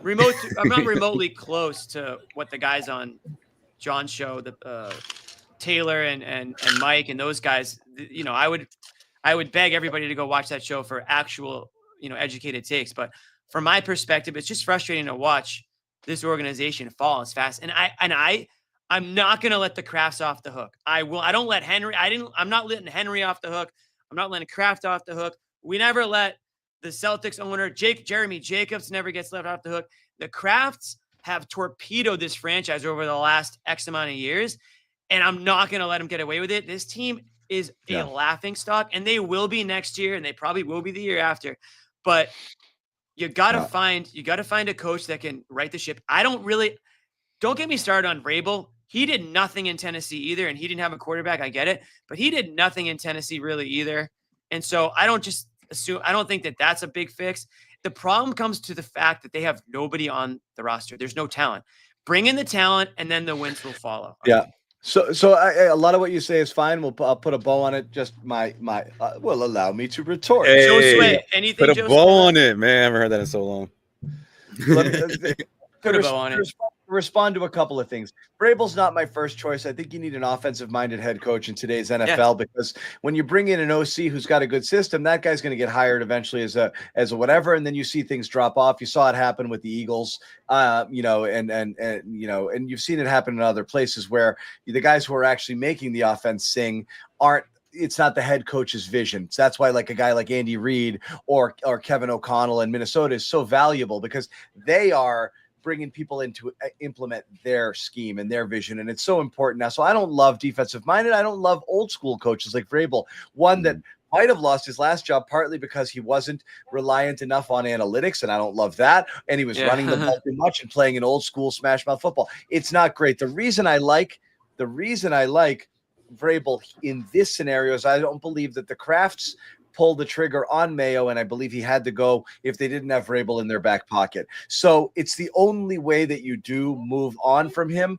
But are they falling into the same trap again, John? Just because I don't believe they were going into coaching free agency and being left at the altar by 10 different guys, bringing in another rookie, unproven head coach and having the same thing happen again and being like, shit, that we got to fire another one. With Vrabel, you at least know you're bringing in a professional to bring stability into the organization who people respect, is a leader of men. It was a surprise fire in Tennessee. It really just had to do with a conflict with just not getting along with the boss, not performance-based necessarily. And that's why he got whacked. They missed the playoffs 2 straight years too, though. I know, but again, he had no quarterback, so I give him a benefit of the doubt there. But. So I think it had to happen, though I would prefer something else. I just don't think they have their pick of the litter because it's a clown show organization at the moment. As far as the Elliott Wolf stuff, I think it's harder to judge a GM after 1 year because even good GMs might whiff on a draft. I think the problem with Wolf from the get-go was he's been part of the regime picking the players all of these years. So he's been involved in this mess. So that should be something you consider. That being said, I do believe the report that Elliott Wolf is safe in his job is safe for now. It's a safe ... for now. I believe Mike Vrabel may have say in someone that he can work with, and he's already probably got a couple of guys out there. I wouldn't be surprised if it kind of comes in as a package deal. Wolf is offered a job that's kind of lateral to what he's doing. And he doesn't take it. Okay. So I don't think that's done necessarily. However, I do believe that you have no choice but to keep Wolf in place now, because if you're going to hire a coach without letting a new GM pick them, you can't fire the GM after the coach and tell the GM who you're hiring, by the way, I've already picked the coach. Is that cool? So if Vrabel's a done deal, you have to leave Wolf in place. I also think that's why Alex Van Pelt and DeMarcus Covington haven't been let go yet, because the new coach decides whether they want to keep guys. And they might decide, I like some of the staff here. You're not necessarily going to turn everybody over. So some guys may remain. Yeah, and I wouldn't be stunned if Van Pelt is offered a position back here as a quarterbacks coach or something else, because his handling with Drake May was actually good. So I think a lot of those things are in play right now, but I think this is the only way that this move happens is if you know you've got Vrabel already in-house, and that makes you feel good, because Kraft needed to, again, not bring in another rookie and have to fire another coach, and he needed familiarity and this whole Patriots way bullshit that's really important to him. And this checks off both of those boxes, so that's what happened. Joe Sway, what do you think? All right, I'm head out, fellas. All right, bye. Joe Sway, hey, we love you and we miss you, and it's great to see you. Oh, man, this was a blast, man. I miss y'all too. How's OKC? Be honest. We won't tell anybody. Like, how's this? It's good, man. I mean, like, people always ask me that, and I'm just working, man. I just write, I go out a little bit, I get something to eat or something, but I'm not like in it like that, And plus with the holidays too, I went back for Thanksgiving, I went back for Christmas and New Year's. So I don't know. I think maybe this next couple of months I'll really get to, see what the city's truly like. But it's been great, man. I've just been working and writing and hanging around this team, trying to adapt as the new guy in town. Well, we're adopting the Thunder as our West Coast team because of you. So, oh man, look out, man! This is the squad. I'm telling you. We need to keep closer tabs. Yeah, we need to keep closer tabs on OKC. It appears after watching them tonight. So. Yeah, man. Look out between now and the next meeting. Where can people find you if they want to keep up with you on Twitter or whatever? Joe_Sway on Twitter. Same thing on Instagram. You know, I'm posting a lot of stuff there.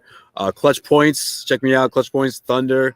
All my articles are posted there. I'll have a ton of stuff up there. And of course, the Cedric Maxwell podcast right here on the CLNS Media Network. Still we here. always have fun. Still here, man. Still talking. Most of the time it's Celtics, but I got my Thunder takes in there, and I can't wait to record with him tomorrow, man, because I can imagine what Mac's going to say about this game. So it should be fun. It should be fun. But, man, I appreciate it, guys. Of course, this was a blast. I can't believe it's been, over an hour, man. But, hey, if time flies when you're having fun, That's right? it. So, yeah. Time goes a little bit slower. I've been talking for like 3.5 hours, by the way. But anyway, time does go slower here, Jimmy. You'd be surprised. It's just another day for you, though, John. Yeah, exactly. It's just another. I don't even know what day it is right now. But man, special shout out to everyone tuning in. Miss you guys. I appreciate the support, all the love on Twitter, all the love on these messages, man. It means a lot to me, man. And special shout out, of course, to my fam. I know my biggest fans watching right now. My dad. What's up, Dad? I miss you. Oh, there you go. The holidays were fun. To my mom, of course, miss you too. Love you both. My brother Joel, love you all, man. And appreciate it, guys. Of course, all the support and all the love. All right, Joe Sway. Peace. This is like Joe Sway. It was awesome. This is the only way we know Joe Sway is alive. Good to see you too, John. Main reason I jumped in the show. I was like, I gotta get on hostage this. video. I like, appreciate it. I was yelling at Ahmed. I was like, I need a $6. I need a $6. I can't get on our. I was like, we even what are these games when you guys are low on people and you someone off the bench, man? I'm gonna hop on here. I got a league pass. I'm still watching Celtics from time to time, especially the big games and the marquee matchups and whatnot. So yeah, for sure, man. I'll jump on even if they're not playing the Thunder. Deal. Say no more. You can be our Pritchard coming off the bench. Yeah, for real. John, I have one more thing. Exactly about my the role. Don't go anywhere. All right, Joe Sway. We'll see you later. I'll let Jimmy have his say here. No, I have a question for you, John, about the Pats. And I'm still here. Everyone's take I'm not allowed to leave from the show. I'm stuck here for the rest of my life. We're going straight from here back to Patriots free agency talk, right? Like new show is going to start. No, I'm kidding. So I just took a peek at the Kraft statement. I knew it was going to happen. My light went out. I've been on for too long. 3 hours. That. It's okay. We can still see you. Should I shut mine off as a sign? No. Keep it on. Keep it on. I might have something else I can put up here. Shut it off if you want. I'm going to let you go solo. I can fix this. Okay. Go ahead. I'll go solo for a second. So here's my question I was going to ask, John. And I just took a peek at the Kraft statement. Total fraudulent statement, by the way. I can still hear you, John, by the way. I know. I'm still here. I'm okay. fixing my light. I'm listening. Absolute fraud statement from top to bottom. Already must have been written like yesterday. There's no way he wrote that after the game. That's for sure. What I wanted to ask you, John, and what I'm interested in what the guys on the show said is, why fire him before he even gets off the podium? I mean, it's called Black Monday for a reason. It's known that, coaches are going to get the news. If you're going to get fired, you're typically going to get fired tomorrow. And if Kraft holds Mayo into such high regard, why kind of borderline embarrass the guy, in my opinion? Again, I don't even think he may have still been in the shower when they announced, when Schefter came out with this report. Not buried on Monday, but it comes out with 4 or 5 other coaches on Monday. He's not the only guy named as the only thing I can think of, Jimmy. The only thing I can think of. There's only two things that make any sense to me there. 3. So I'm not wrong by wondering this. So 3 things I'll say. Total clown show organization doesn't think things through. Is possible. Number 2, they told them accidentally went early, like they're supposed to schedule. Number 2, they told them beforehand, and that was that. Also possible, Mayo knew, and he leaked it, and he's like, I'm not going to sit around here and wait for the speculation. And then they had to run with it and put out the statement. So those are 2 possibilities. There are 3, I think, more far-fetched. But number 3, that the win pissed them off so badly that they just rage fired him. I don't think that would be unbelievable. That would be the less believable, but that would be crazy. Yeah, but I love it. So I think the A, their clown show is the most likely, or it's even possible. It's weird. And then I hate that it just happened to Mike Brown. He meets with the media and gets told before he boards the bus, you're fired. Don't let him talk about his future when you've decided it. It's ridiculous. So or like you say, why is he even coach? Why does he even go out there and coach today? It's the whole situation is embarrassing. It is. It's an embarrassment and has been since Bill got fired. The way that went down, even though Bill had to go, that's not a defense of Belichick. And again, Mayo paying for the sins of the father here. Bill Belichick is a huge part of the reason why this roster is shit. And the Patriots are in a deep hole. He did some profound damage to this team, but they liked him, and Kraft personally liked him, and he did him really dirty here. But they've messed us up from not interviewing at the beginning and putting him in a position not to succeed, and all of this stuff. It's been really, really, really bad. It makes them look bad. It's reactionary. Like, nobody wins here out of this situation. The Krafts look like shit. Mayo's reputation is destroyed. You're starting over with May now, like with his coach, and his staff. Like, May's going to have a whole new staff in here again. You just did it. You talked about what a disaster it was doing it to Mac Jones when you went from Josh McDaniels to the clown show of Patricia and Judge, and then you switch it out and you go to Bill O'Brien, and then everything was bad there. And now you're going to do this. You're going to go on 5 coordinators in 5 years. Forget about 3 coaches in 3 years. 5 offensive coordinators in 5 years. Who cares? There's nobody on the. There's literally nobody aside from May. There's nobody on the offense that it even matters to. I mean, from every wide receiver stinks. Yep. I mean, Henry, fine. Henry is a solid tight end, but again, like, he's your best offensive guy. Ramondre Stevenson, just another running back. And Judah, it's not Mayo's fault. And that's the thing, is I think he could have saved himself a million times. I think it was so bad behind the scenes in terms of how little control he had over what was going on. Just the media gaffes, left and right. And again, that's not the most important thing, but it just spoke to, there wasn't a system, there wasn't a culture. It was just, and again, we brought this up early in camp, and it was weird. We were watching training camp a lot, and a lot of reporters, talked about it, myself included, like, this is weird from a head coach, the way he's going about this. He's not coaching anybody. He's walking around station to station, kind of standing there, just chatting with people, the other coaches. Then he walks off. I never saw him pull a player aside and talk to them. We never saw him get deep into something. When was this again?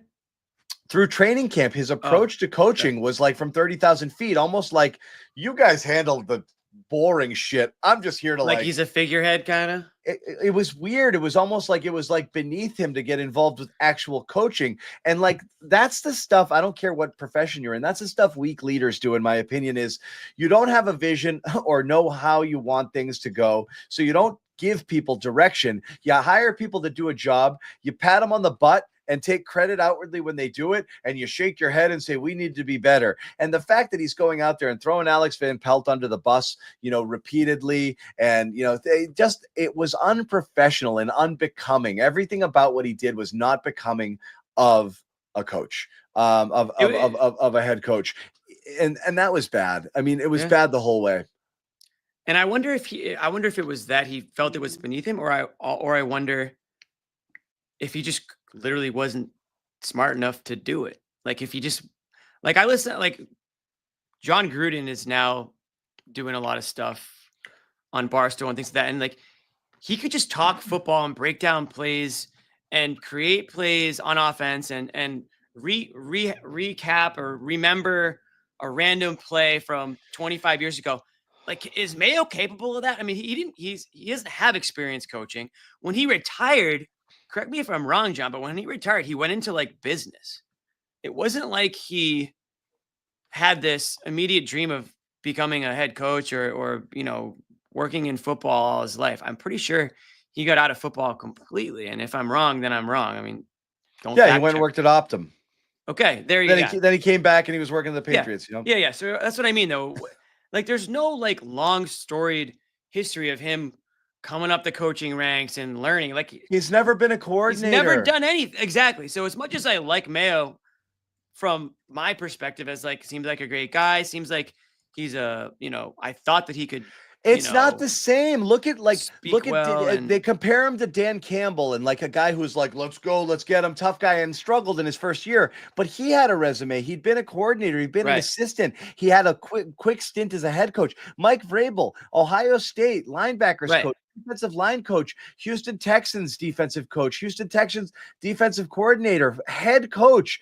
It's a real resume. Mike Vrabel's been coaching for 14 friggin' years. Like, Jerod Mayo had nothing under his resume. He's a position coach. He hadn't even run a full unit. At least Vrabel was a defensive coordinator 5 years before he took over. You know, I mean, I'm sorry.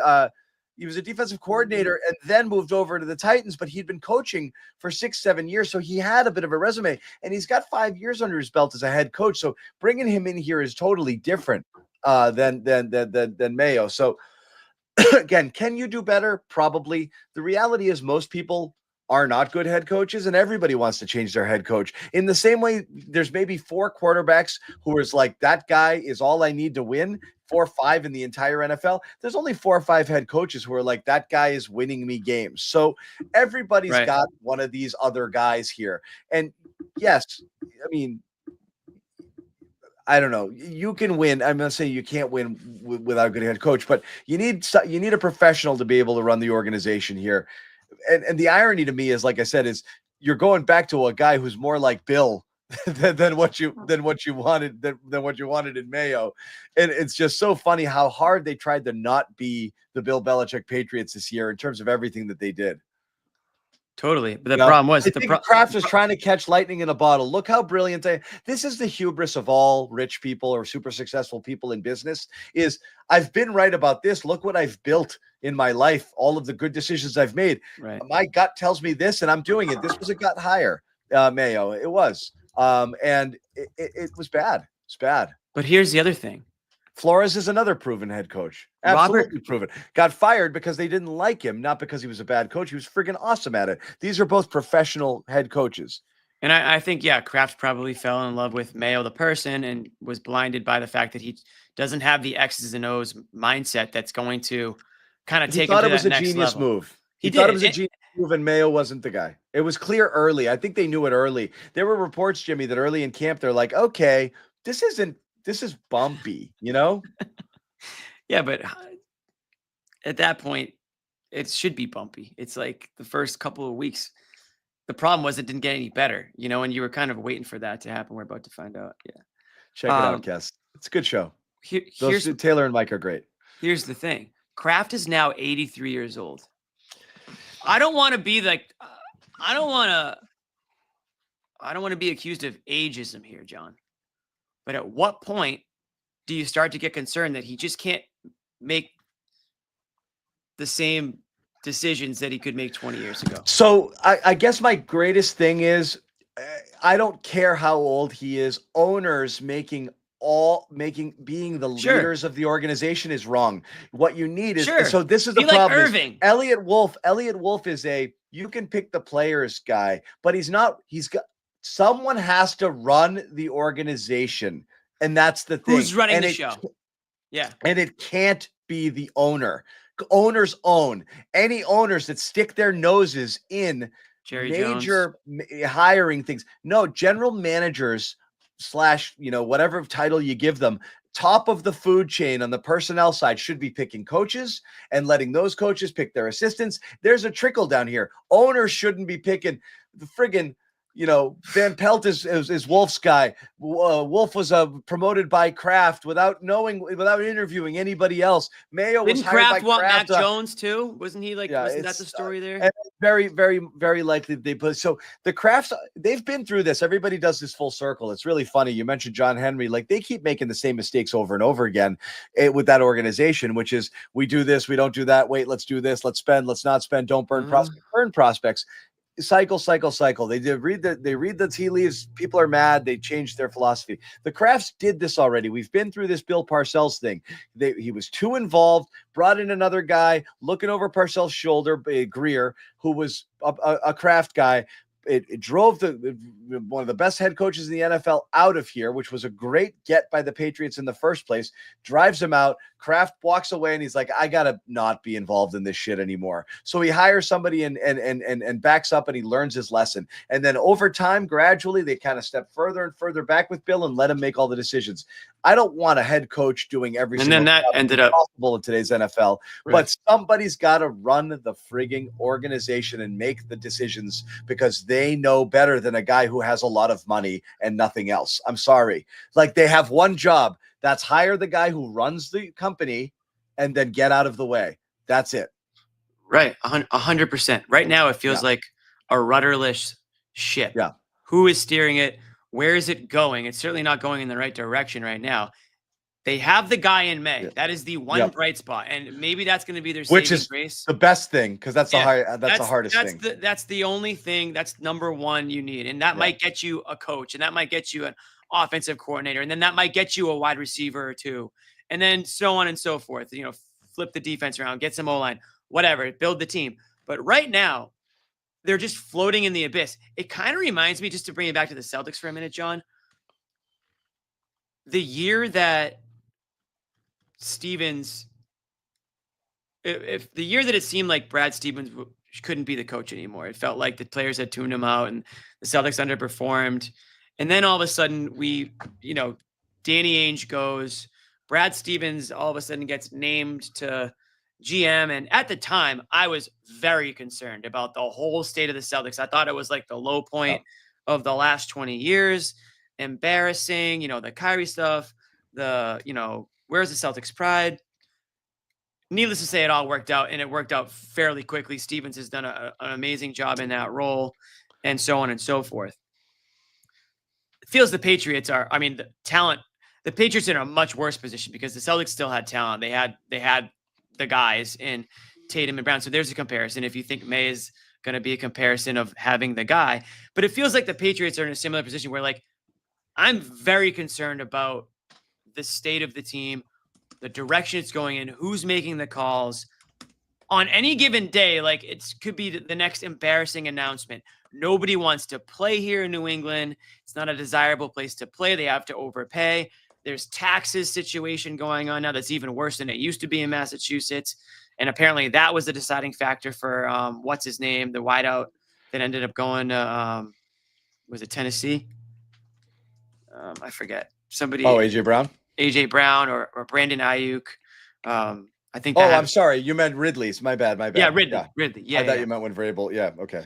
So there's a lot of things working against the Patriots right now.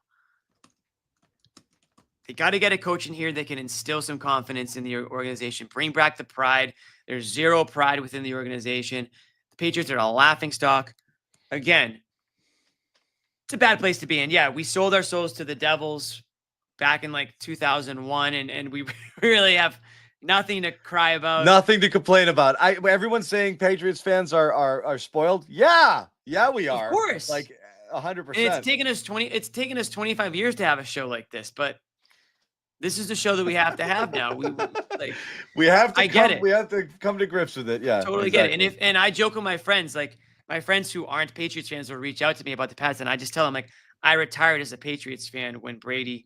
I'm half joking, but I basically say, yeah, no, I retired as a Patriots fan. So yeah, it sucks to see what's going on with them, but I retired on top. I want to thank everybody for the best 20 plus years guys. of my fandom life, and nothing can bother me now. It doesn't work that way, unfortunately, because things still kind of get to you. But point, I guess, is that, yeah, like no one's going to feel bad for Patriots fans, but if you're the Patriots organization, you need to figure this shit out. And I'm happy that I was there for Jimmy's first Super Bowl, which was a lot of fun in person. Yes, that was the best week of by far the best week of my sports reporting life. That was one of my favorite weeks professionally too, because we had that awesome NBC set and the great storylines and following the Deflategate. It's snowing. It's snowing 7 feet back in Boston, and we're sitting there and we're hanging out. And the best game I've ever seen in my life. That whole week was unreal, and we also murdered it. We hit it out of the park. We had the best coverage. That set was unreal. Yeah. Somewhere on the internet or like in the CSN New England archives, there's a video of me and Phil Perry doing like a sports betting segment that I don't even think we were allowed to do. Yeah, but we did it anyways. And I'll remember the only one I got right was I nailed Katy Perry's first halftime show song. It was Eye of the Tiger, and I just freaking nailed it. I knew it was going to be that. I said why it would be that. And if anybody watched that show and hammered Eye of the Tiger, you made a lot of money that day. So I'll just say there's probably like 3 people out there that are like thanking their lucky stars that they watched that segment. But that was a great week. That was really a thing? Yeah, you could bet on what her first song was going to be. No, but you nailed it? I nailed it. Absolutely nailed it, yeah. That's crazy. A couple people, I think, a couple of Phil Perry's friends, I think, texted him, was like, dude, Jimmy nailed it. Like, you completely missed on that one. But anyways, needless to say, Phil Perry's Patriots reporting career took off. Mine didn't. So apparently it didn't matter that I nailed that pick. But yeah, I remember Jimmy walking busy. into my office. I'm going into construction. I was like, not quite though, I said, but yeah, similar. I know. But yeah, no, that was. But honestly, I think it's kind of like I retired on a sports reporting high, honestly, because that was the best. I didn't retire like that week, but obviously, you know what killed me was the Red Sox. They just put the stake in my heart. But anyways, yeah, that was an unbelievable week. But those days, again, those days are, and I say this to like, we're never gonna have, like, that's never coming back. That feeling, those feelings will never come back. They really shouldn't. Like, once you get to a certain age, like, I feel like you cheer, your fandom evolves, hopefully. But if you're like 35 years old, like around that age, like, you just had the best 20 years of your life. Like, it's not, like, don't try to recreate those years. Just hope the Patriots can get incrementally better and not completely embarrass themselves like they did this year and last year in the last couple of years. I agree. Anyway, so crazy day. Celtics lose. Jerod Mayo fired. Patriots offseason is going to be bananas. 5,000 people still on the show, John. Yeah. Jimmy already gave the plug, but yeah, a lot of Patriots coverage there. Robert Kraft press conference tomorrow at 1. We'll have a lot of stuff coming on there afterwards, so make sure that you check that out. But yes, we've had a good run in general, which is why I'm less mad about sports than I used to be. But this was a clown show start to finish with the Patriots, and it happened. And that's that. Thank you guys. Literally start to finish. Thank you guys for those of you guys who lingered all the way through to the end of this. And, I'm glad you came on for the epic post-game show that featured all CLNS people, past and present, we could have possibly stuffed into this show. Ton of fun. Thank you, Jimmy, for carrying all-time show. 2.5 friggin' hours. That's terrific, too. And when's the Denver game? Tuesday, I think. Tuesday. We're back on Tuesday. The late one. You won't see me, but the late night crew will be on there for sure. You'll see. Yeah, it's going to be a tough one. You'll see some people. I don't have anybody. I'm going to have Nick go to bed at like 6 p.m. and then wake up at midnight to jump on that. Oh, really? Because Bobby and Noah are out there. It's going to be challenging. We'll get Stroud out of bed. I'm grabbing a first to the floor guy, and I'm going to put them on. That's what I'm going to do. I'm going to do it with one of them. It's a 10 o'clock start, right? Yeah. Yeah. We'll see how it goes. Anyway, thank you guys for hanging out. We will see you later. No one's sneaking a vegan brownie by me, I'll tell you that. Okay, you know what, John? We're going to do it. You have to feel that way too, Bobby. I have to feel that way? Let's fly out over and make Luke your first center. Bobby, we gave you Luke an hour early. We're not going to end this on a damn conversation about Luke